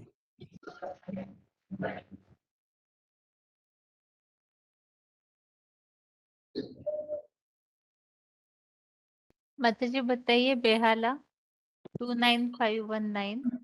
हाँ, मैं एक प्रश्न पूछना चाहती हूँ, इसलिए आपको फोन किया, मतलब हाथ उठाया। हाँ, यहाँ पर क्या यहाँ पर तो बेसिक कोर्स बोला जा रहा है, तो फिर मैं क्या आध्यात्म विद्या के ऊपर आपको बोले थे ना, तो एक बनाया था, मतलब बना रही हूँ, तो फिर क्या यहाँ पर प्लेटफॉर्म में बता सकती हूँ? रेडी है अभी? अभी रेडी नहीं है, मतलब बना रही हूँ। ठीक है माता जी, अच्छा, तो फिर मतलब इस क्लास में बता सकते हैं? बता सकते हैं, बस मुरलियों की बातें हो, ज्यादा जैसे दुनियावी बातें होती है वैसे नहीं होना चाहिए। अच्छा, मतलब गीता शब्द सही हो, ये बात कह रहे। और श्लोक भी हो। हाँ जी, ठीक है माता जी। आगे बताइए, फोन अनम्यूट है जिनका। 26285 बताइए। हाँ, ओम शांति बहन जी। हाँ जी, हाँ, गीता रे भगवान कौन श्लोक में बताऊंगी। भगवान तो निराकार है, ज्ञान सागर कल्याणकारी। गीता रे ज्ञानदाता सर्वशास्त्र शिरोमणि कहते हैं, मथारे मणि। वो तो अति सूक्ष्म अचिंत रूप वाले, तो जन्मा अनादि सारा सृष्टि शासक। गीता शास्त्र में भगवान उवाच लिखा हुआ है। गीता में आया है, कवि पुराण मनुशासितार अणुरणियान समनु स्मरेद्य सर्वसधाता रमचिंत रूप आदित्य वर्णम तमस परस्तात। तो 10:3 में आया है, जो मांगो जो नादि च व्यतिलोक महेश्वर असमूढ़ समर्थेषु सर्व पाप प्रमुच्यते। जो मुझको अजन्मा अनादि त्रैलोक्य महान शासक जानता है, वह मनुष्य मोह रहित हुआ सर्व पाप से मुक्त हो जाते हैं। 4:14 में आया है, न मांग कर्माणि लिपन्ति न मे कर्म फल श्रुहा इति मांग जो अभिजानन्ति कर्म भी न स बांधता। ना मुझको जो कर्म का बांधता है, ना मुझे कर्म के फल में इच्छा है, ऐसा मुझको जो जान लेता है वो कर्म में नहीं बांधता। 4:13 में आया है, चातुर्वर्ण मया सृष्टुं गुण कर्म विभाग स तस्य कर्तारं अपिमां विधि अकर्तार अपिमां विधि। गुण कर्म अनुसार 4 वर्ण रचा था। सृष्टि में कर्ता होने भी कर्मर फल से इच्छा नहीं था। सृष्टिकर्ता होने पर भी अकर्ता समझता है। उस जगत में माता पिता परमात्मा परम पिता सर्वोत्तम सद्गुरु है। अरे श्लोक में आया है, पितासी लोकस्य चराचरस्य तुमस्य पूज्यस्य गुरुवर्यान् न तस्म अस्मि अभ्यधिक कृत अन्य लोकत्रय अपि अप्रतिम प्रभाव। अरे पिताश्री जगतर पिता पूजनीय परम पिता परमात्मा शिव सर्व उत्तम गुरु है। 11:32 में आया है, कालस्मि लोकक्षय कृत प्रवृद्ध लोकस्न मां हर्तु मिह प्रवृत्त रूपेति त्वं न भविष्यन्ति सर्वय बस्तिता प्रत्यनीकेषु जोधा।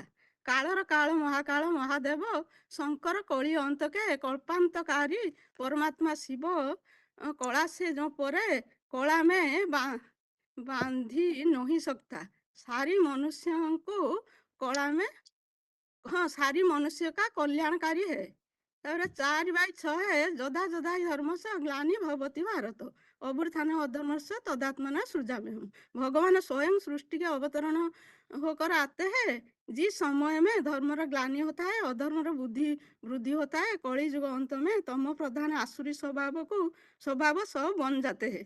कली युग को परिवर्तन करके सत्य युग को ले जाते हैं।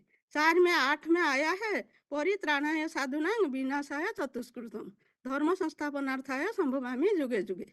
सत्य धर्म स्थापना करते हैं, अधर्म विनाश करके साधु संतों को रक्षा करते हैं, दुष्ट दुराचारी को विनाश करते हैं।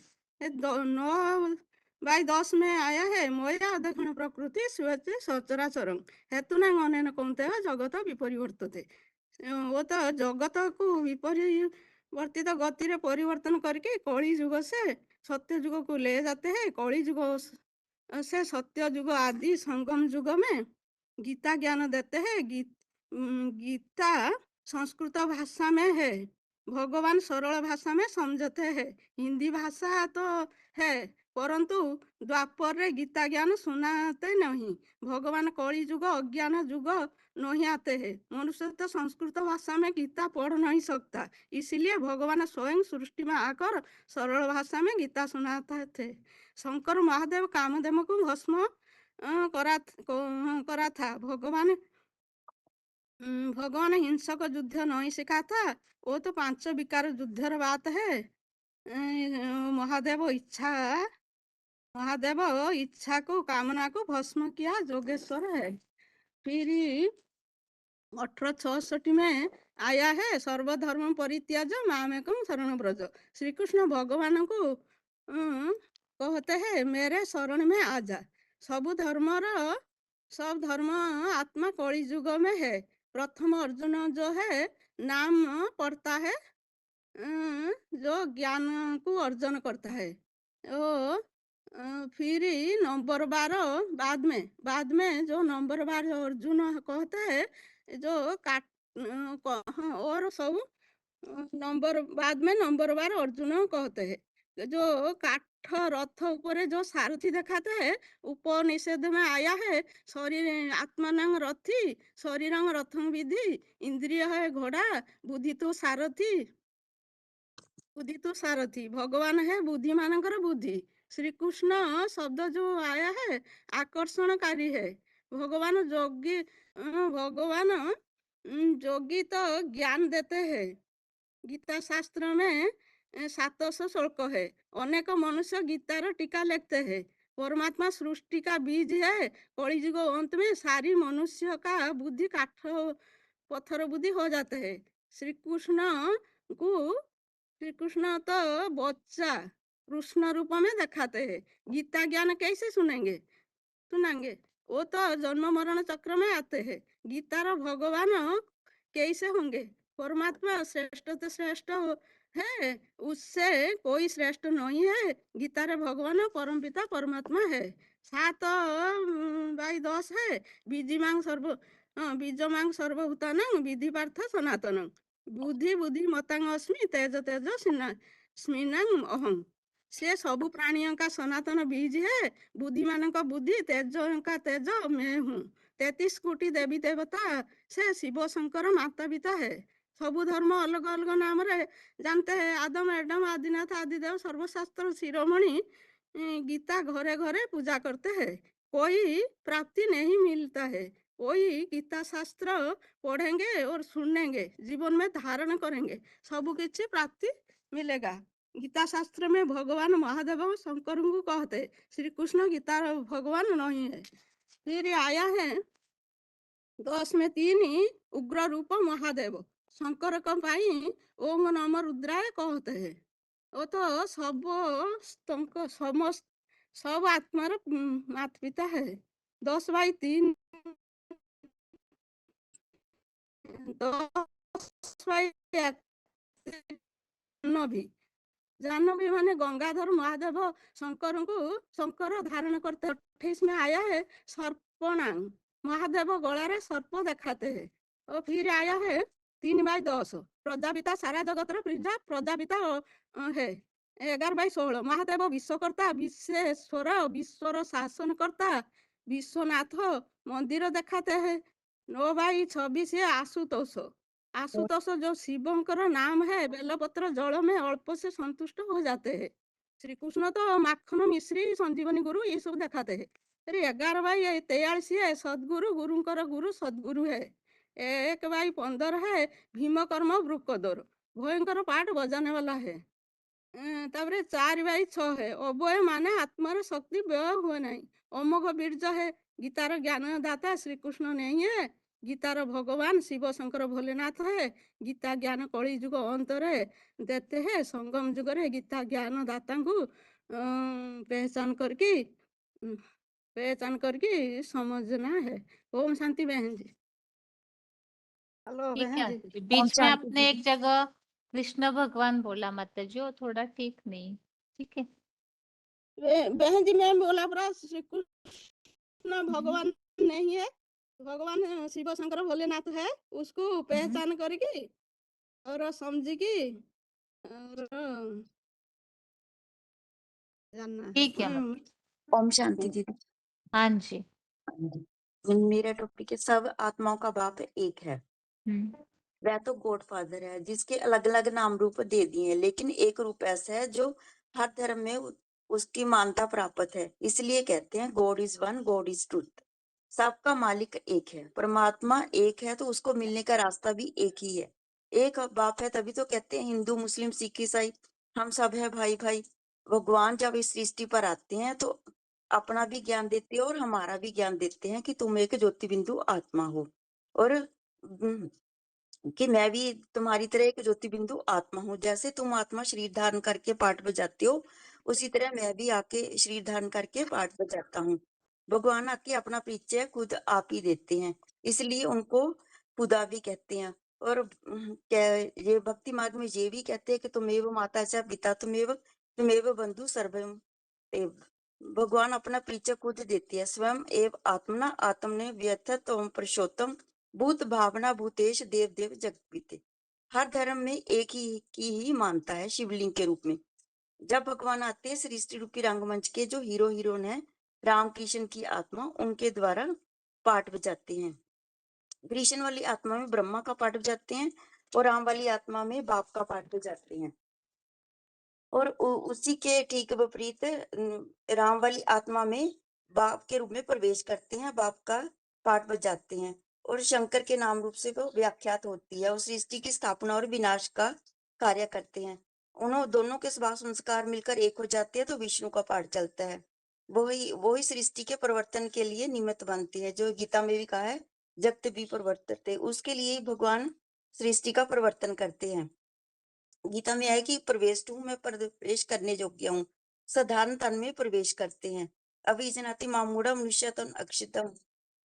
जिस तन में प्रवेश करते हैं उसी का नाम शिव के साथ जोड़ा जाता है इसलिए शिव शंकर कहा जाता है। जहां जहां भी खुदाइयां हुई हैं लिंग मूर्तियां मिली है इसलिए शिवलिंगी सार्वभौम सत्ता है। उसके लिए भक्ति मार्ग में भी कहा जाता है कि जो शिवलिंग दिखाया है कि ब्रह्मा जी ऊपर गए विष्णु जी नीचे गए तो उसका पार नहीं पाया जा सकता। कोई भी उसके बारे में जान नहीं सकता। जिसमें प्रवेश करते हैं उसी के हर धर्म में मानता है एडम आदम आदिनाथ के रूप में। उसी की यादगार हर धर्म में शिवलिंग के रूप में मनाई जाती है। भगवान के रूप को एक को मानते तो सभी हैं, लेकिन उसके असली स्वरूप का किसी को पता नहीं। मानते तो सभी धर्म में ही हर भगवान को एक को ही है, लेकिन ना जानने के कारण उसके अलग अलग रूप बना दिए हैं। जैसे राम ने भी रावण पर जीत प्राप्त करने के लिए रमेश्वर ने भी शिवलिंग की पूजा की। इ- और इसी का मतलब है कि राम भगवान नहीं है, जो राम का ईश्वर है वही भगवान है। कृष्ण ने भी सुदर्शन चक्र प्राप्त करने के लिए गोपेश्वर भगवान की पूजा की। गोप कहा जाता है कृष्ण को। इससे साबित होता है कि कृष्ण भगवान नहीं है, उनका कोई ईश्वर है। जैसे अमरनाथ में बर्फ का शिवलिंग दिखाते हैं। ये कोई पहाड़ों ऐसे नहीं कि भगवान पहाड़ों पर रहते हैं। ये तो मान बुद्धि की ऊंची स्टेज की बात है। जो जो वो उनकी याद में जाते जाते हैं, इंद्रियां शीतल होती जाती हैं। ये निराकारी स्टेज का प्रतीक है, जिसकी यादगार बर्फ का शिवलिंग दिखाया है। भगवान का एक रूप शिव विश्वनाथ भी दिखाया है। ऐसे भगवान है जो योग बल से विश्व की बादशाही लेते हैं। वो कोई विश्व पर तीर तलवार से राज्य नहीं करते, सबके दिलों पर प्यार से शासन करते हैं। भगवान का एक रूप सोमनाथ मंदिर में भी दिखाया है। सोम कहा जाता है चंद्रमा को, जो कि मन का प्रतीक है। भगवान मां रूपी चंद्रमा को प्यार से कंट्रोल करते हैं, इसलिए उनका नाम सोमनाथ रखा गया है। पशुपतिनाथ, उनका एक नाम पशुपतिनाथ भी है। कलयुग के अंत में जो सबकी बुद्धि है बांदरों की तरह बन जाती है, पशुओं की तरह बन जाती है। केवल हिंदुओं की बात नहीं, मुसलमानों में भी नहीं, वो सबकी बुद्धि बंदरों की तरह बन जाती है। भगवान और सभी उन बंदर जैसी बुद्धि को मंदिर लेके बनाते हैं। केवल हिंदुओं की बात नहीं, मुसलमानों भी उसे निराकार ज्योति स्वरूप की मानता है। जो मोहम्मद ने जो दीवार में एक पत्थर लाकर रख दिया, वो भी शिवलिंग का ही प्रतीक का था। उसको संगी अस्वद कहा जाता है। जब तक उसकी पूजा ना कर ले, चुम्बन ना कर ले, तब तक वो उनकी हज यात्रा भी संपूर्ण नहीं समझी जाती। कहने का मतलब है कि वो भी भगवान का ही रूप है, वही रूप है। बौद्ध धर्म में भी लोग 3 जापान में गोल स्टूल में एक पत्थर की बटिया रखते हैं, उसके ऊपर दृष्टि एकाग्र करते हैं, वो भी उस निराकार का ही प्रतीक है। गुरु नानक देव जी ने कहा एकमकार निराकार, सतगुरु एक अकाल मूर्त, वो भी निराकार का ही प्रतीक है। किसी भी धर्म पिता ने भगवान के अपने आप को भगवान नहीं कहा, उस निराकार की ओर ही इशारा किया। जैसे कि तो ईसाइयों के धर्म ग्रंथ में भी लिखा है कि गॉड इज लाइट, परमात्मा ज्योति है, निराकार है, कि निराकार है। वो भी क्राइस्ट ने भी ऊपर की हाथ तरफ करके भगवान के निराकार के प्रतीक की ओर इशारा किया। उस निराकार ज्योति की सर्व धर्म में मानता है। ओम शांति दीदी। ठीक है, आगे बताइए। ओम शांति दीदी। हाँ 24/5/68। हाँ, सृष्टि की आयु बताती हूँ। तो पृथ्वी एक ऐसा ग्रह है जहाँ जीवन संभव है, क्योंकि पृथ्वी सूरज से निश्चित जगह पर है और जहाँ जीवन पाया जाता है। लेकिन नॉर्थ पोल और साउथ पोल दो ऐसे क्षेत्र हैं जहाँ सूरज की तीक्ष्ण किरणें पड़ने से के कारण सभी प्रकार के जीव जंतु नहीं पाए जाते। जब पृथ्वी पर ही इतना अंतर पड़ता है, तो बाकी अन्य ग्रह पर तो और उपग्रह पर सूरज के किरणें न मिलने के कारण जीवन संभव ही नहीं है हो सकता। इतना प्रमाणित होने पर भी आज मंगल और चंद्रमा पर जाते ही रहते हैं, और जिसमें देश का करोड़ों रुपया व्यस्त होता है। तो इस सृष्टि की आयु किसी को भी पता नहीं है। कोई लाखों वर्ष कहते हैं, कोई अरबों वर्ष बताते हैं, और वैज्ञानिकों तो अब तक सृष्टि की आयु रिसर्च ही नहीं कर पाए। तो कोई कहता है कलयुग अभी बच्चा है, कोई कहता है कलयुग अभी 40,000 वर्ष का है। तो ये सृष्टि की आयु तो सिर्फ 5,000 वर्ष प्रमाणित रूप से हमें भगवान आकर के बताते हैं। जैसे पृथ्वी निरंतर घूमती रहती है, इसके लिए दिन और रात होती ही रहती है। तो ये सृष्टि को 4 भाग में विभाजित किया है, स्वस्तिका के रूप में दिखाया है। इसमें एक साइकिल के समान है। तो 2500 वर्ष स्वर्ग देवताओं की और 2500 वर्ष नरक जो राक्षसों की बताई हुई है। तो इसकी सभी धर्मों में मान्यता है। तो इसमें गीता में एक श्लोक है कि 16वें अध्याय का 6ठा, दो भूत सर्गो लोके अस्मिन देव आसुरम एवच दैवो विस्तरस प्रोक्तम आसुर पार्थ में शृणु। अर्थात हे पृथ्वी के राजा, इस दिन और रात जैसी सुख और दुख की दुनिया में प्राणियों की सृष्टि दो प्रकार की है। स्वर्गीय दिन में देवताओं की और नारकीय रात में देवताओं की जैसी राक्षसों की है। फिर कहा कि लेकिन ये सृष्टि चक्र 5000 वर्ष का है, तो इनको हम कैसे साबित करेंगे? तो इसके लिए कहा है कि जो सृष्टि के पिता है वो आकर के हमें कल्प की आयु बताते हैं, 5000 वर्ष बता रहे हैं। तो इसके लिए कहते हैं, या जाने ज्ञान सूर्य रवि, या जाने कवि। तो जिसने कविता लिखी है वही हमें ये प्रूफ प्रमाण सहित बता सकते हैं। तो इसके लिए गीता में आया है चौथे अध्याय का 5वां में श्लोक में, श्री भगवान उवाच बहुनी में व्यतीतानि जन्मानि तव चार्जुन तानि अहम वेद सर्वाणि न त्वं वेत्थ परंतप। अर्थात हे अर्जुन, मेरे और तेरे असंख्य जन्म बीते हैं, उन सबको मैं जानता हूँ, तू नहीं जानता। और इसके लिए और कहा कि अगर सृष्टि की आयु 5000 वर्ष होती तो आज पुराने मंदिरों में जहाँ जहाँ भी खुदाइयाँ हुई है वहाँ लिंग की नग्न मूर्तियां भी मिली है, और शंकर की नग्न मूर्तियां भी मिली है, और लिंग की मूर्तियां भी मिली है। तो कितनी घिसी पिटी हुई है।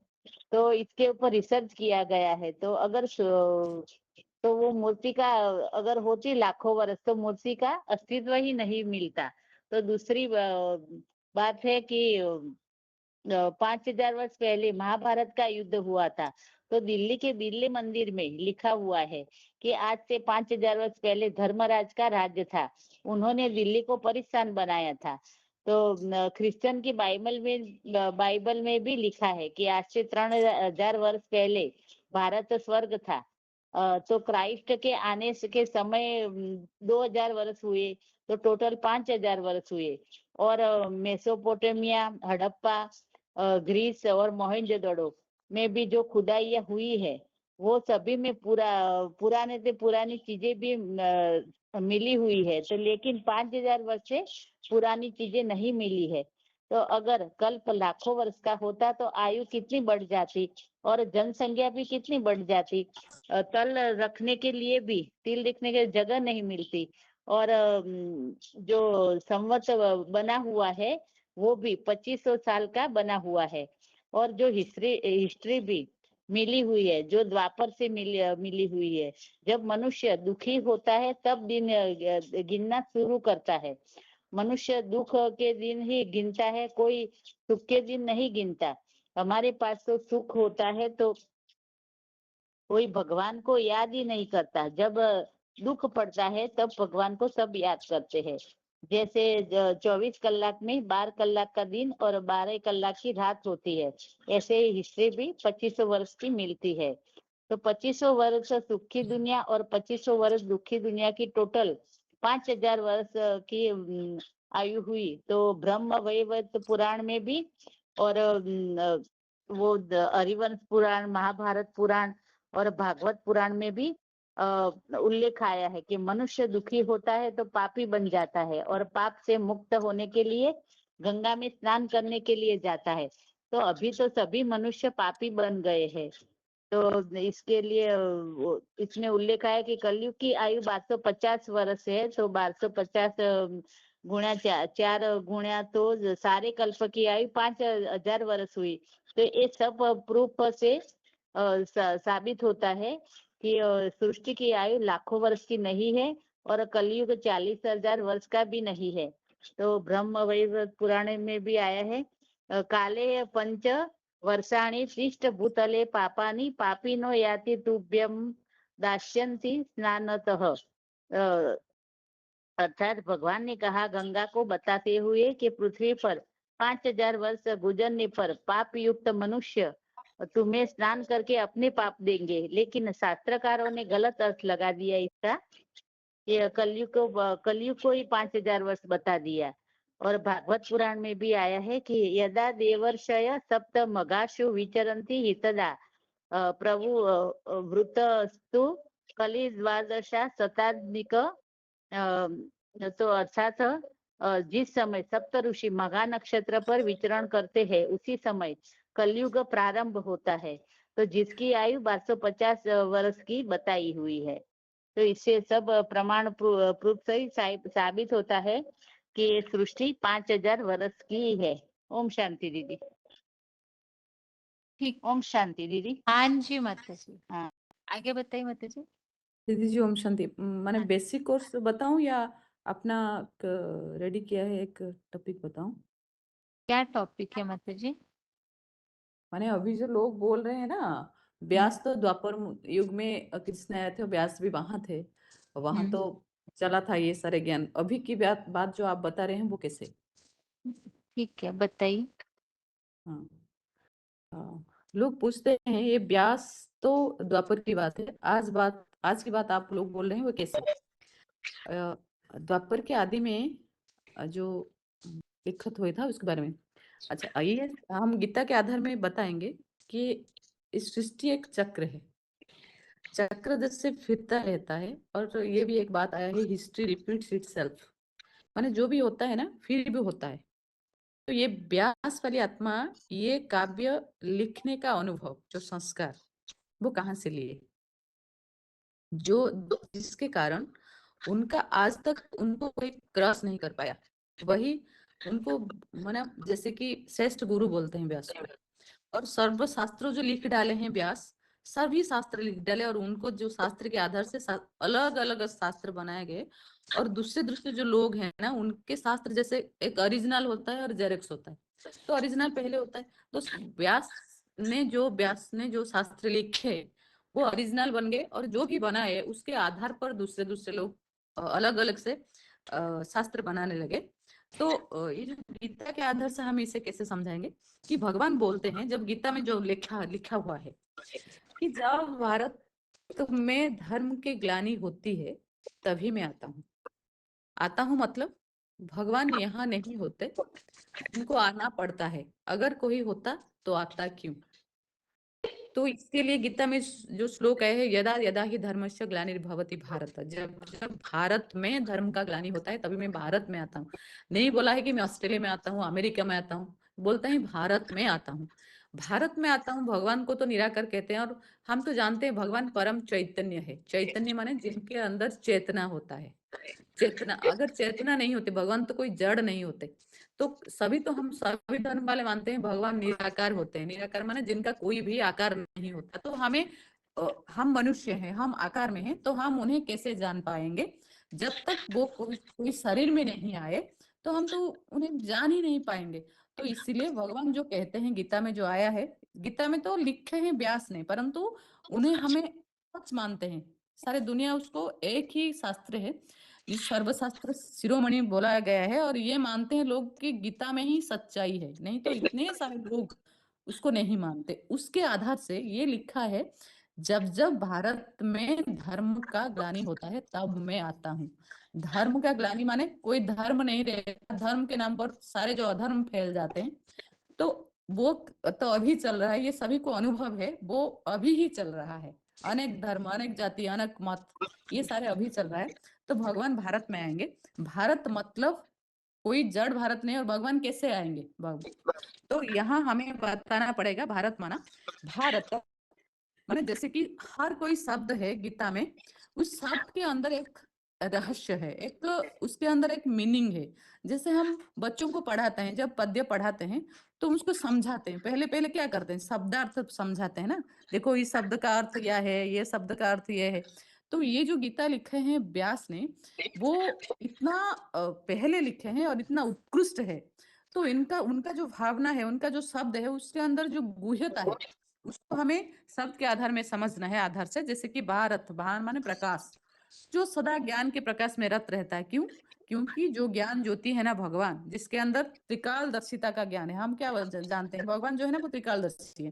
तो वो क्या करते हैं ना, प्रवेश करते हैं। उस गीता में भी आया है, प्रविष्टुम च परम तप, वो प्रवेश करके आते हैं, भारत में प्रवेश करते हैं, जिसमें प्रवेश करने के कारण उनके अंदर ज्ञान का उदय हो जाता है।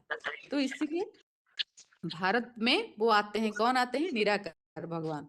जो निराकार को सब मानते हैं वो भारत में प्रवेश करते हैं। क्यों? उनका काम है, कर्तव्य है, जो क्या करते हैं ना, तो माना जैसे धर्म का अधर्म का विनाश करते हैं, धर्म का स्थापन करते हैं, ऐसे जो भारत में आते हैं, जो भारत देश माना कोई शरीर नहीं, ज्ञान में रत रहने वाला, जैसे भगवत गीता में आया है, इबं विवस्वत जोगम प्रोक्तवान अहम अव्ययम्।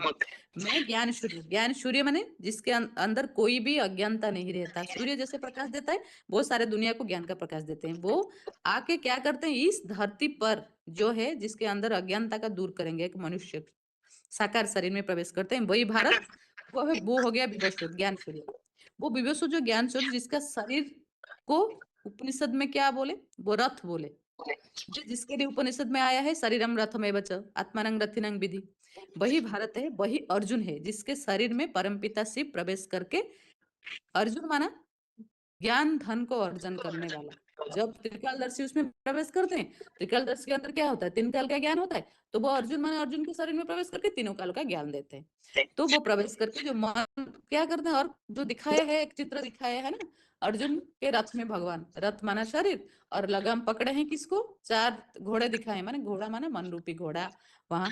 तो उस मन रूपी घोड़ा को अपने हाथ में पकड़कर इंद्रिय रूपी घोड़े को कंट्रोल करते हैं। तो कहा जाता है, क्या करते हैं भगवान गीते में, ये है अजोपि सन अव्ययात्मा भूतानाम ईश्वरोपि सन प्रकृतिम स्वाम अधिष्ठाय संभवामि आत्मा माया। भगवान बोलते हैं कि ये जो शरीर है प्रकृति है, अर्जुन का देह है, रथ है, जो कलयुग के अंत में तामसी बन गया है, मैं उसके इंद्रियों को पकड़कर क्या करता हूँ ना, प्रबल आत्मशक्ति द्वारा उसके द्वारा ही प्रकट होता हूँ। तो परमपिता जिसके शरीर नहीं है, वो काम करने के लिए वो अर्जुन रथ, वो हो गया अर्जुन, वही भारत हो गया अर्जुन। तो इसके लिए भी गीता में आया है, इदम शरीरम कौन्तेय क्षत्रमित्य विधीयते। वो शरीर रूपी क्षेत्र है जो कलयुग के अंत में एकदम तामसी बन गया है। तो उसको क्या करते हैं, युद्ध कराना सिखाते हैं। किसके विरुद्ध में युद्ध? गीता में तो ये आया है ना, काम क्रोध लोभ मोह अहंकार ये सारे तुम्हारे शत्रु है, तो उनको जीतना चाहिए। तो पहले उस शरीर रूपी रथ के द्वारा वो अपने इंद्रियों को पकड़कर उसको सिखाते हैं।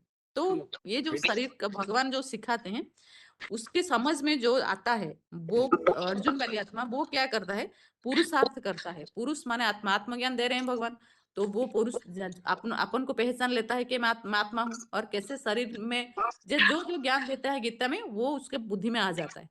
और वो क्या करता है, उस बुद्धि के आधार से जो काम गीता में जो श्लोक है ना, वो करने के लिए भगवान सिखा रहे हैं, अर्जुन कर रहा है।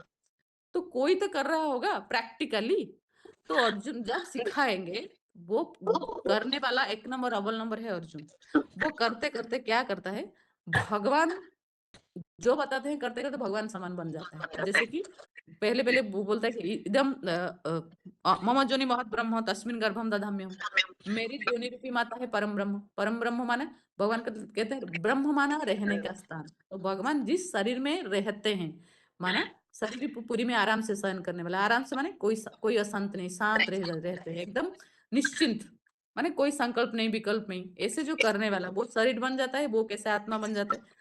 तो ये जो सारे करता है, कौन करता है, अर्जुन वाली आत्मा, भारत वाली आत्मा, जो अभी क्योंकि अभी धर्म का ग्लानि है, अभी हमें धर्म नहीं पता है, अभी हमें भगवान नहीं पता है, हमें अभी भगवान चाहिए।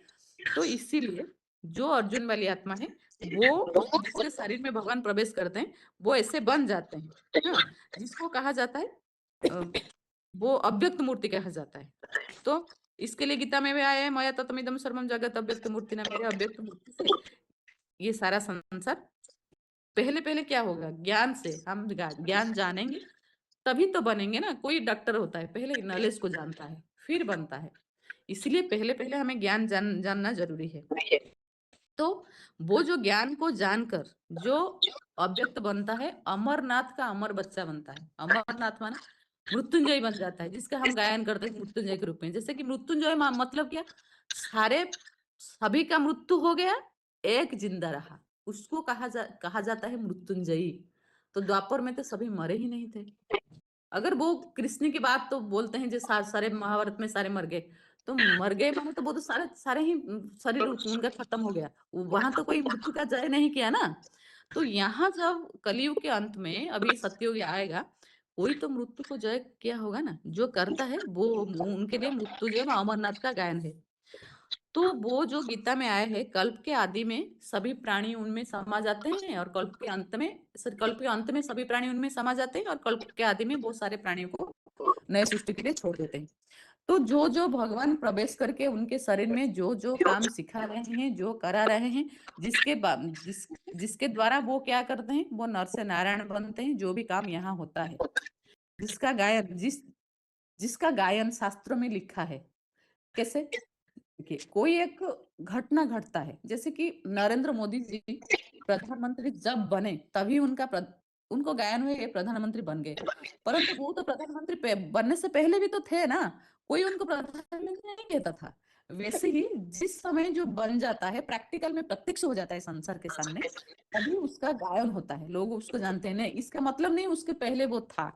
तो ये जो सारे संस्कार वो अभी का हमारे गुप्त रूप में चल रहा है, भगवान प्रवेश करके जो जो काम करा रहे हैं, क्योंकि अभी ही सृष्टि का परिवर्तन होगा।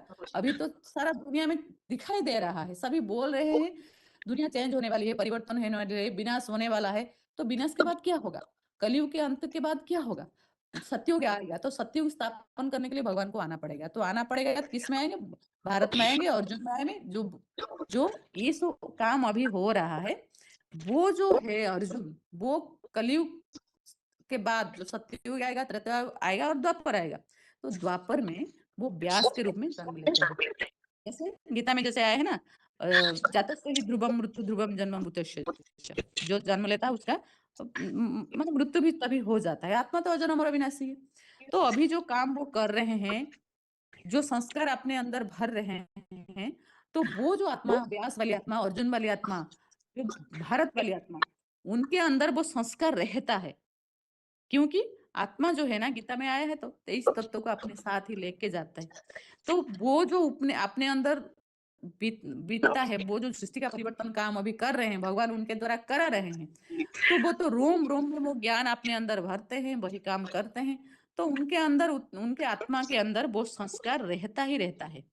तो वो जो द्वापर जब आता है, जब लिखत का काम शुरू हो जाता है, मन चंचल हो जाता है, मन दुखी हो जाता है, लोग दुखी हो जाते हैं, उनको आवश्यकता पड़ता है कोई शास्त्रों की, कोई लेखन की, कोई जो भी आवश्यकता पड़ता है, उस वक्त वो क्या करते हैं, वो व्यास जो है उनके अंदर वही चरित्र माने वही गुण आ जाता है। वो अंतर्मुखी होकर, ये भगवान जो आए थे, जो दुखी लोगों को सुखी बनाए थे, सृष्टि का परिवर्तन किए थे, वो आधार बने थे। और भगवान उनको सारा भार दिए थे करने के लिए। जो 10 का 142 में आया है, वो कैसे महादेव बने थे, उनके द्वारा ये सृष्टि का विनाश हुआ था, आरंभ हुआ था, जो जो काम हुआ था, उनके अंदर, उनके आत्मा के अंदर वो कहीं ना कहीं वो गुण अंदर अंदर भरता ही रहता है। बोलते हैं ना, कोई बोलते हैं ना, वो ये गुण लेके आए हैं। कोई बच्चा अगर क्या करता है, कविता लिखता है, कोई क्या करता है, उसके अंदर वो गुण पहले से भरा हुआ था। तो ये जो गुण भरे थे अभी जो भर रहे हैं, और वो रहेगा। तो वो आत्मा क्या करती है, अपने अंदर के जो संस्कार हैं, उनके अंदर ऊपर जो बीता था, उनको वो ऑटोबायोग्राफी माने अपनी ही जीवन कहानी एकदम सार रूप में अंतर्मुख होकर अपनी शास्त्र गीता में लिखे हैं, जिसको आज तक कोई समझ नहीं पाया। क्योंकि उन्होंने तो वो जो बातों का मीनिंग तो वहां नहीं लिखे, क्योंकि उनके अंदर आया। कभी कभी हमारे अंदर आ जाता है, कभी कैसे आया हमें पता नहीं चलता। तो उनके अंदर जो एकदम सत्य प्रधान थे द्वापर के आदि में, 8 कला वाले थे ना, वो तो संपूर्ण 8 कला वाले थे। तो उनके अंदर वो संस्कार भरा था और उनके अंदर वो गुण था कवित्व का। तो वो क्या करते हैं, इस जो संगम युग का जो बातें वो करते हैं प्रैक्टिकली जीवन में, वो सार रूप में एकदम ऑटोबायोग्राफी माने अपने ही जीवन कहानी वो लिखे हैं द्वापर के आदि में, जिसको इतना टीकाकरण हुआ 108, कोई समझ में नहीं पाया, एक्यूरेट बात कोई नहीं बता पाया। क्योंकि वो तो खुद जानते हैं ना, कोई मैं एक कविता लिखूं तो मेरी कविता, मेरे भावना मैं जानती हूँ। कोई भी मेरा करीब कितना भी हो, वो मेरे भाव को नहीं पहचानता। अगर वो 99% तक आ सकता है, 100% तो नहीं आ सकता ना। तो वो जो व्यास वाली आत्माएं जो लिखे हैं, वो अपने ही खुद का है, वो अपना रचना है, वो ही समझा पाएंगे, वो और कोई नहीं समझा पाएगा। और कौन जानता है? जो भगवान है, जो अंतर्यामी है, हम जो कहते हैं ना, वो सब कुछ जानते हैं। तो वो जो निराकार भगवान वो जानते हैं और व्यास वाली आत्मा जानती है। इसीलिए बोलते हैं के जाने रवि के जाने कवि। तो वो जो व्यास लिखे हैं, उनके जो जो लिखे थे उनके पास कोई नहीं पहुंच पाया, इसलिए जो टकराहट हो रही है आज गीता के ज्ञान को लेके, क्योंकि वो तो एक ही बात लिखे होंगे ना, तो इसलिए सारा अलग अलग हो गया। तो अभी का बात है वही व्यास वाली आत्मा जो जन्म मृत्यु के चक्र में आते आते अभी एक साधारण मनुष्य बन गए हैं, उनके अंदर भगवान निराकार फिर से प्रवेश करके वो गीता ज्ञान समझा रहे हैं, और वही गीता का एपिसोड अभी चल रहा है। इसलिए हमें जानना चाहिए जो व्यास वाली आत्मा है, जो भगवान ने कहा है अभी की बात है। इसीलिए गीता में हम अगर 15 का 4 में जाएंगे तो उसमें लिखा है तत्पदं तत्परितब तत्पदं तत्परिमार्गितव्यं तस्मिन् गत्वा न निवर्तन्त भूय तथैव चाद्यं पुरुषं प्रपद्ये ततः प्रवृत्तिः प्रसूता पुराणे। यानी जिसके द्वारा पुराने प्रवृत्ति मार्ग, भगवान आके प्रवृत्ति माने प्रकृष्ट रूपेण वृत्ति, भगवान तो आके आदि सनातन देवी देवता धर्म का स्थापन करते हैं। तो गीता में सारे जो श्लोक आए हैं, काम क्रोध लोभ मोह अहंकार को जीतना है, तो लोग बोलते हैं अगर हमें जीतेंगे तो सृष्टि कैसे चलेगी। तो भगवान आके जो प्रवृत्ति मार्ग तो सिखाते हैं, परंतु ये काम क्रोध लोभ के ऊपर कोई ऐसे सृष्टि बनाते हैं जहाँ ये कुछ नहीं रहता। उसको सीखने के लिए उस परम पद विष्णु पदधारी, जो विष्णु जिसके अंदर विषय विकार नहीं रहता, उसको पहचानना चाहिए, जिसके द्वारा हम उस पथ पर चल सके और एक निर्विकारी दुनिया, एक सुंदर सा सृष्टि बन पाए। सत्ययुग माने सत्य को जानने वाला जो युग है, जो भगवान आके उसके अंदर प्रवेश करके सिखा रहे हैं, वही व्यास वाली आत्मा। और उनके सारे जो जैसे कि चरित्र होता है, गीता में जो भी लिखा है सारे गुणवाचक विशेष लिखे हैं, उनके अंदर गहराई, वो शब्द को गहराई को अभी भगवान समझा रहे हैं। तो हमारे बुद्धि स्थूल बन गया, इसलिए हम स्थूल दृष्टि से सारे उसको देख रहे हैं। तो उन्हें गीता का एपिसोड जो अभी समझा रहे हैं, जो व्यास वाली आत्मा, जो ही भरत है वही अर्जुन है, सारे पाठ हैं, 84 टाइम्स उन्होंने जन्म लिए हैं और कैसे कैसे पाठ बजाए हैं, और अभी वो क्या पाठ बजा रहे हैं, वही महादेव बनने वाला, जो मनुष्य से नारायण बनने वाला है, वो कैसे बनते हैं, अक्षर से अक्षर बनते हैं, और उसके द्वारा ही सृष्टि परिवर्तन का क्या कार्य भगवान अभी कर रहे हैं, उन्हें हमें जानना चाहिए, पहचानना चाहिए, ताकि हम उसमें शामिल हो सके, और भगवान जो कार्य करने के लिए अभी आए हैं, हम उस कार्य में भगवान का सहयोग बन सके। ओम शांति। ओम शांति दीदी। हम शिव शंकर में अंतर, तो भक्ति मार्ग में तो शिव शंकर को एक कर दिया है। वास्तव में शिव शंकर एक नहीं है, अलग हैं। कहा जाता, ऐसे तो नहीं कहा जाता शंकर शिवालय कहा जाता है, शंकरालय नहीं कहा जाता, शिव नेत्र कहा जाता है, शंकर नेत्र नहीं कहा जाता, सत्यम शिवम सुंदरम कहा जाता है, सत्यम शंकरम नहीं कहा जाता है, ओम नमः शिवाय कहा जाता है, ओम शंकराय नमः नहीं कहा जाता है। तो शंकर है साकार, शिव है निराकार। तो शंकर है संहारकारी, शिव है कल्याणकारी। तो शिव है रचयिता और शंकर है रचना। तो शिव है परम पिता और शंकर है आत्मा, परमात्मा, जो कहा जाता है परम पिता परमात्मा। तो शंकर को तो कहा जाता है देव महादेव, और देवताओं के देव हैं। तो भक्ति मार्ग में तो देवताओं के लिए तो कहा 33 करोड़ देवताएं हैं, लेकिन भगवान को तो नहीं कहा ना कि भगवान को तो एक ही वचन कहा है, गॉड इज वन। तो जैसे कि जो पुराने मंदिर है, तो वहाँ पे शिवलिंग भी रखा होता है और भी देवताओं की मूर्ति रहती है, और उसके बीच शंकर भी रहता है।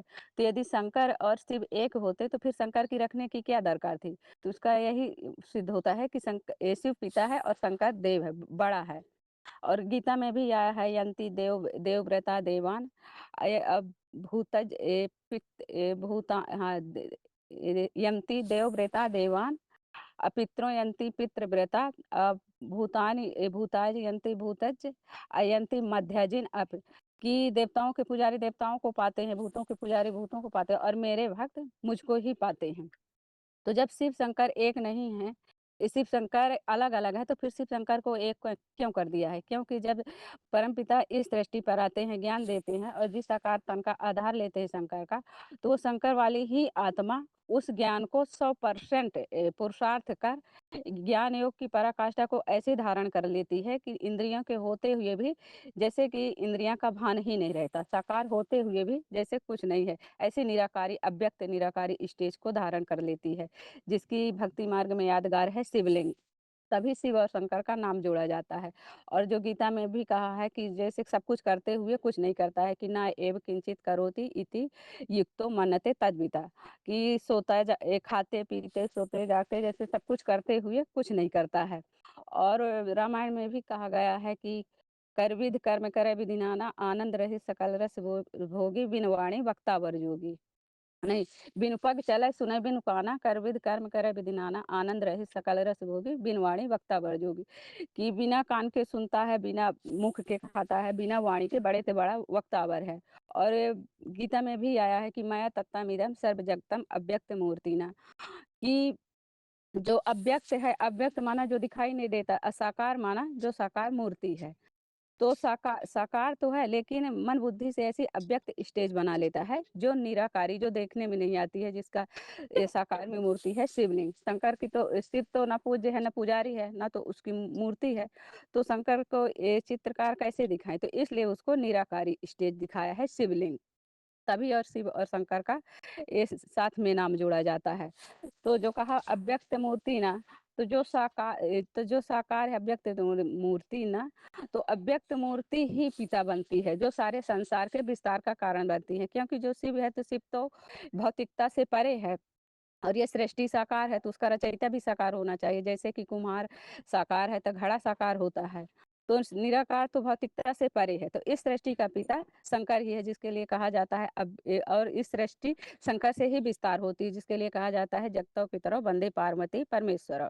तो पिता किसको कहा गया? पिता साकार को ही कहा गया। वही जब अव्यक्त मूर्ति बन जाती है, और उसी को आदि कहा गया है, जिससे आदि देव आदम एडम, तो जो कहा जाता है उसी को बीज, पिता को बीज कहा जाता है ना। तो जो गीता में भी आया है कि ये सृष्टि की उत्पत्ति किससे हुई? बीज से हुई। तो बीज जो गीता में आया है कि ऊर्ध्व मूलम अधः शाखम अस्वस्थम प्राहु अव्ययम छंदासी यस्य पर्णानि यह तम वेद सा वेदविता। कि जैसे कि जब बीज होता है तो उसमें 2 पत्ते, टाल, टहनियाँ, तो ये सारी सृष्टि में तो अलग अलग धर्म है, लेकिन सब धर्मों का ये सृष्टि की तुलना वृक्ष से की गई है। तो ये वृक्ष की उत्पत्ति एक बीज से हुई है, और वही साकार बीज है, जिसके लिए कहा गया है कि बीजम माम विद्धि पार्थ सनातनम बीजम माम सर्वभूतानाम विद्धि पार्थ सनातनम अबुद्धि बुद्धिमता अस्मि तेजा तेजस्म्यः। कि सर्वभूतानाम, तो मतलब भूतों का, प्राणियों का बीज कौन है? तो वही अव्यक्त मूर्ति है, निराकार को नहीं कहेंगे। तो वो अव्यक्त मूर्ति है, और वही संसार में निराकारी निर्विकारी निरंकारी स्टेज को धारण कर इस सृष्टि में शिव को प्रत्यक्ष करने का निमित्त बन जाता है। तो जैसे शिव की हर धर्म में मान्यता है, हर धर्म में तो अलग अलग नाम से तो मानते हैं, लेकिन रूप एक ही मानते। कहा भी जाता है गॉड इज वन। तो जैसे कि ऐसे ही जब शंकर संपन्न बनता है, संसार में शिव को प्रत्यक्ष करने का निमित्त बनता है, तो उसकी भी मान्यता हर धर्म में होती है। जो कहा भी जाता है, मुसलमानों में से कहा आदम को खुदा मत कहो, आदम खुदा नहीं, खुदा की नूर से आदम जुदा नहीं। तो रून माना ज्ञान, उसमें ज्ञान की रोशनी है। और क्रिश्चियनों में भी उसे एडम कहा है, आदिनाथ आदिदेव। तो उसकी ही सब धर्म में मान्यता होती है पिता के। तो इस सृष्टि के साकार रूप में उसको ही मानते हैं। और जब, तो जैसे कि शिव है, तो शिव तो इस सृष्टि से परे, वो तो पिता नहीं बनता है, क्योंकि वो तो शिव जब इस साकार तन का आधार लेता है, तो शिव को साकार तन में आने के बावजूद भी उसके गुण नहीं बदलते हैं। क्यों? क्योंकि वो जन्म मरण से परे है, उसको साकार तन का संग का रंग नहीं लगता है, इसलिए उसको अजन्मा अभोक्ता अकर्ता कहा जाता है। तो जो अजन्मा भोक्ता अकर्ता शिव का गुण है, वही शंकर में गुण आ जाते हैं, जिसके लिए कहा जाता है अगुण सगुण नहीं कुछ भेदा। तो शंकर का भी अजन्मा है। जैसे शंकर को भी दिखाते हैं कि उसको न जन्म लेते हुए दिखाते हैं, न मृत्यु, न उसके माता पिता दिखाए हैं। जो तो गीता में भी जो उसे आदिदेव कहा है, त्वम आदिदेव पुरुषा पुराना त्वमस्य जगतस् परमम निधाना।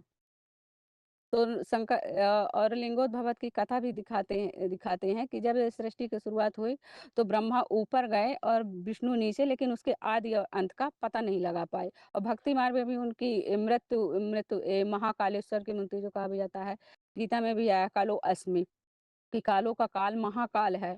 और ये एक भी आया है कि अविनाशी तू तद विद्धि एन सर्वमिदं तत्तम विनाशमव्य यस्य यस्य न कश्चित कर्तु महर्षि। कि जिससे सारा संसार विस्तृत हुआ है, वो उसको मारने में किसी में सामर्थ्य नहीं है। और अमरनाथ, उसे ही अमरनाथ कहा गया है। तो जो कहा त्वमादिदेव पुरुष पुराना त्वमस्य जगतस् परम निधाना, तो ये अजन्मा। और दूसरा गुण है अभोक्ता। अभोक्ता के लिए भी कहा है कि जैसे गीता में जो आया है कि दो इमो पुरुषो लोके क्षरा अक्षर एवचा, अक्षरा सर्वाणि भूतानि कूटस्थ अक्षर उच्यते, कि इस सृष्टि पर दो ही आत्माएं हैं, क्षर और अक्षर। तो वो जो क्षर है तो वो ऐसा पुरुषार्थ करके ऊंची स्टेज को धारण करके अक्षर अभोक्ता बन जाती है, कि जो सब कुछ करते हुए भी कुछ नहीं करती। जैसे कि जब सागर तो भोक्ता का मतलब क्या होता है, जैसे कि कहा जाता है ना कि ना तो वो पुण्य भोगता है ना पाप भोगता है। जैसे कि और देवताओं को है, तो और देवताओं को तो स्वर्ग का सुख भोगते हुए दिखाया है, वैकुंठ का सुख भोगते हुए दिखाया है, लेकिन शंकर को तो तपस्वी और बैरागी के रूप में दिखाते हैं। और पाप काहे से बनता है? पाप के लिए तो गीता में आया कि रजोगुणो कामेषु क्रोधेषु रजोगुणो समुद्भव। तो पाप तो काम विकार से बनता है ना, लेकिन शंकर को तो दिखाया है कि काम को भस्म करते हुए दिखाया है। तो शंकर अभोक्ता है। और तीसरा गुण है अकर्ता।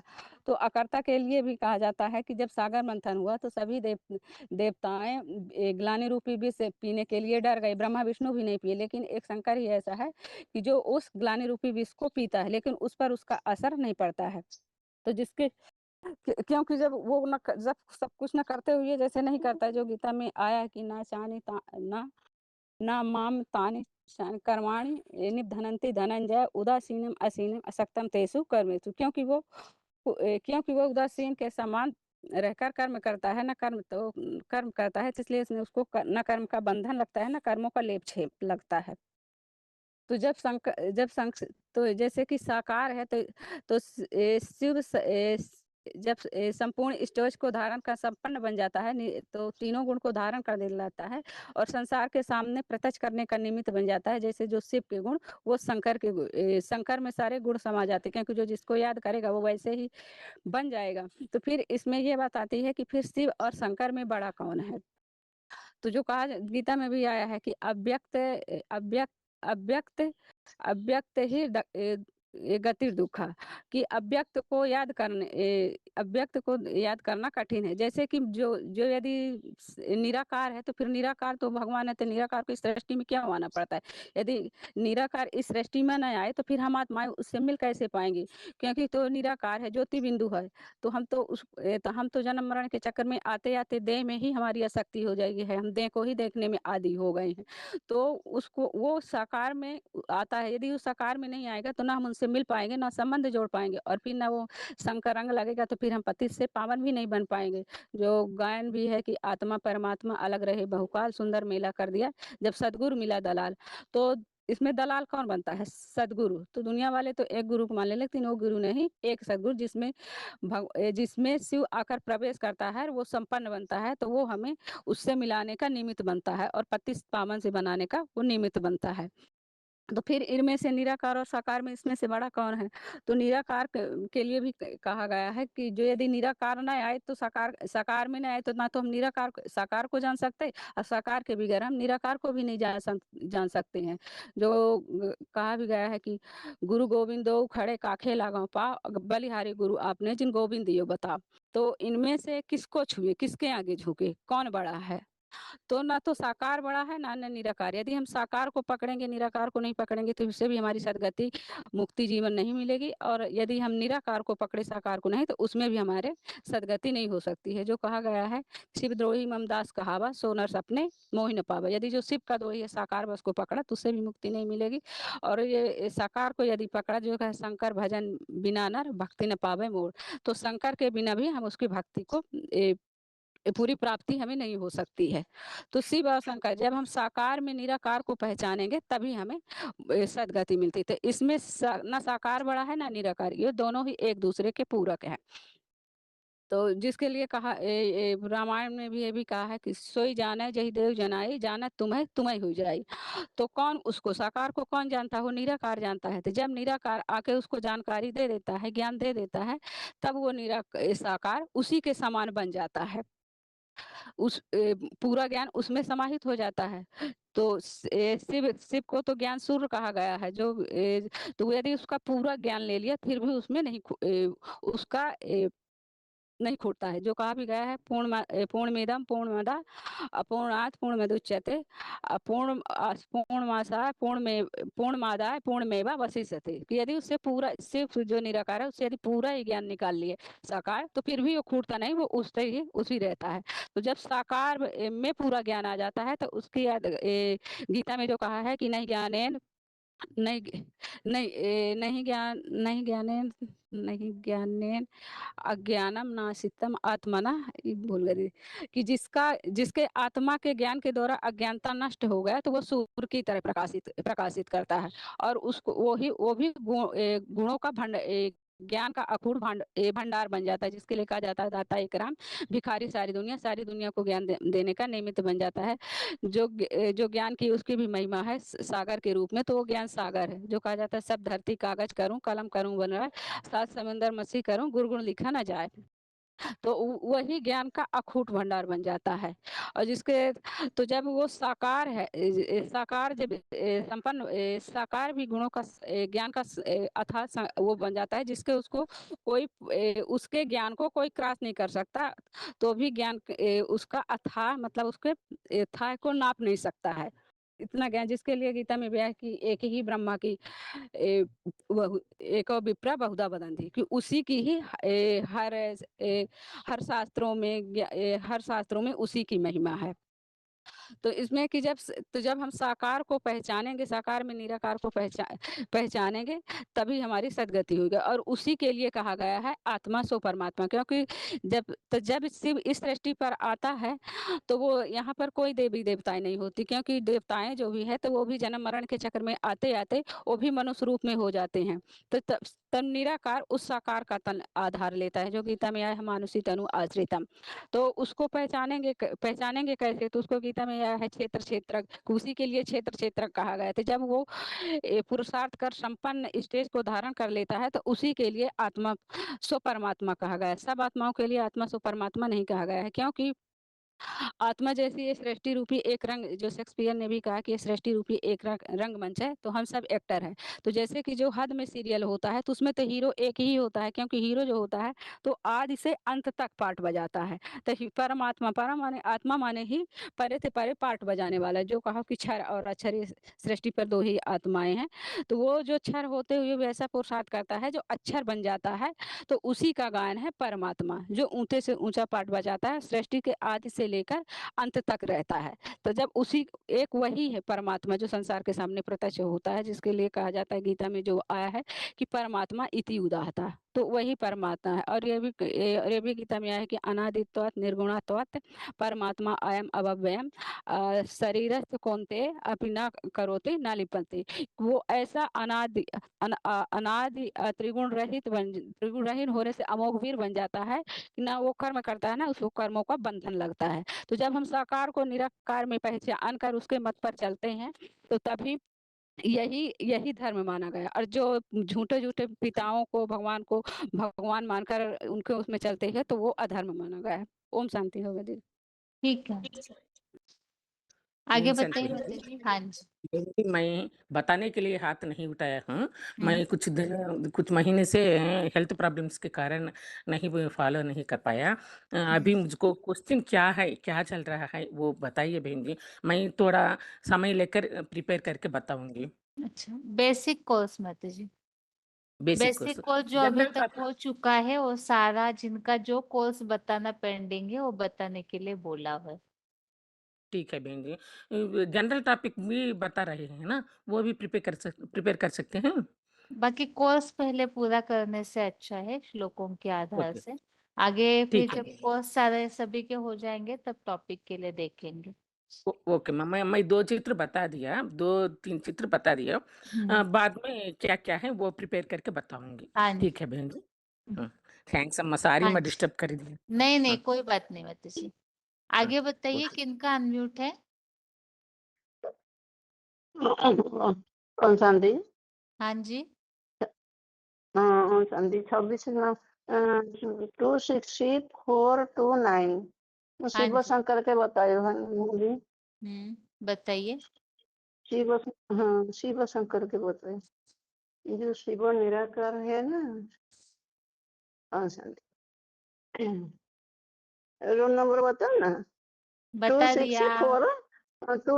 हाँ हाँ ठीक है। कोर्स बताना शुरू जो कीजिए, शिव समय शंकर, कम है। हाँ शिव शंकर को अलग कर देते। शिव शंकर भक्ति मार्ग में अलग कर देते। शिव शंकर तो अलग अलग है गलत बात है, तो कोई अलग नहीं है। क्यों बताया? शंकर परमात्मा शिव का साथ जोड़ा हुआ, क्या जोड़ा हुआ?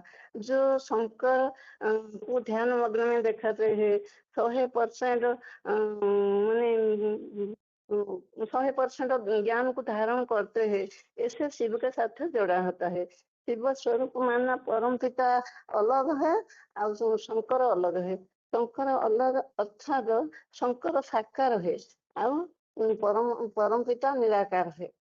शंकर साकार है, परम पिता निराकार है। निराकार तो अजन्मा अगर्भा अकर्ता है, से किसे पता पड़ा? साकार में प्रवेश करके संसार में प्रत्यक्ष होता है। साकार में प्रवेश करके प्रत्यक्ष होता है। जो साकार साकार शरीर में आते हैं, तो शंकर को शंकर मंदिर नहीं कहते, शंकर मूर्ति नहीं कहते, शंकर शिव मूर्ति कहते हैं, शिव मंदिर कहते हैं, शिव रात्रि कहते हैं, शंकर नहीं कहते हैं, शिवालय कहते हैं। क्यों नहीं कहते हैं? ये साकार से निराकार, किंतु निराकार साकार में प्रवेश करके निराकार को बताए। परम पिता परमात्मा वास्तव में ये दोनों आत्मा अलग है, अलग से वरन एक काम करते हैं। साकार में नहीं तो निराकार किसे जाना पड़ता? अजन्मा करना से बताए तो सब बताया क्या 4 नंबर 6 श्लोक में बताया, याद नहीं पड़ता। हाँ बताया जो ऑपरेशन बताया याद ऑपरेशन अजोपि सन वयात्मा भूतानामी स्वरोपि सन प्रकृतिम स्वामधिष्ठाय संभवाम्यात्म मायया। याद नहीं पता होता। और जो ऑपरेशन अव्यक्तात्म भूतान ईश्वर ऑपरेशन प्रकृति स्वयं अधिष्ठाय संभवामी आत्मा माया, अर्थात से अजन्मा अभक्ता हेले ही साकार में प्रवेश करके सब कुछ करता है। तेणु अजन्मा क्यों जन्म कर्म चमे दिव्यम एवं व्यतीततः त्यक्ता रहे पुनर्जन्मे नैति समैति अर्जुन। अर्जुन जो 1 नंबर अर्जुन है, अव्वल नंबर अर्जुन है, अर्जुन का रथ में प्रवेश करके पाठ बजाते हैं, पाठ बजाते हैं। परमात्मा रूप में सुप्रीम सोल परमात्मा का रूप में होते हैं। सुप्रीम सोल आकर जो पाठ बजाते हैं, शंकर गुरु दिखाते मैंने सब 33 करोड़ देवता के एक शंकर जोड़ा होता है। क्यों जोड़ा होता है? ना महेश्वरण सहस्रांशु मनुष्यण सहस्रांशु, मैंने एक आत्मा 1000 आत्मा का मध्य श्रेष्ठ है। कहीं सब देहभान को जला दिया, राख बना दिया। राख मतलब देहभान को जला दिया। इससे 33 करोड़ देवता कोई जोड़ा नहीं होता है, एक शंकर को जोड़ा जाता है। क्यों? एक शंकर बड़ा बच्चा है, शिव स्वयं शिव परम पिता बाप है और शंकर बच्चा है, बड़ा बच्चा है। इससे सब ज्ञान बड़ा बच्चा को देते हैं। शिवरात्रि नहीं कहते हैं, शिवरात्रि कहे जाते हैं, शंकर रात्रि कहते नहीं। शिव मंदिर कहते हैं, शंकर मंदिर नहीं कहते। क्यों नहीं कहते? शंकर बच्चा है और शिव स्वयं परम पिता है, इससे शिव का नाम आगे पड़ता है। निराकार निराकार का यादगार शिव लिंगी है। बड़ा बड़ा लिंग दिखाते हैं। क्यों बड़ा बड़ा लिंग दिखाते हैं? ना साकार शरीर, साकार शरीर में शंकर को दिखा दे, हाथ में कमंडल दिखा दे, गला में सर्प का हार दिखा दे, हाथ में त्रिशूल दिखा दे। क्यों दिखा दे? यह होती ब्रह्मा विष्णु, त्रिशूल होती ब्रह्मा विष्णु शंकर का प्रतीक है। गला में जो हाथ दिखाते हैं, देहभान को जला दिया, माया के दमन करने है, ये माया का प्रतीक, माया को हड़प कर दिया है। शंकर गला में हाथ दिखाता है। मुंडे में जटा दिखाता है। जटा क्यों दिखाता है? जटा ज्ञान का जटा दिखाता है। माने मस्तक में गंगा दिखाता है। ये गंगा कोई स्थूल गंगा का बात नहीं है, ये हुए ज्ञान गंगा का बात है। कन्या माता के द्वारा जो ज्ञान सुनाते हैं ये प्रतीक दिखाते हैं। अर्धचंद्र क्यों दिखाते हैं? जो ब्रह्मा का अधूरा चले जाते हैं, शंकर में प्रवेश करके ज्ञान सुनते हैं, ये अर्धचंद्र दिखाते हैं। कमंडल हाथ के क्यों दिखाते हैं? ये कमंडल ज्ञान का कमंडल है, ज्ञान का जल भरा हुआ है, ऐसे हाथ में कमंडल दिखाते हैं। ऐसे हाथ में कमंडल दिखाते हैं। तेणु निराकार और साकार में अलग है, एकाठी काम करता है।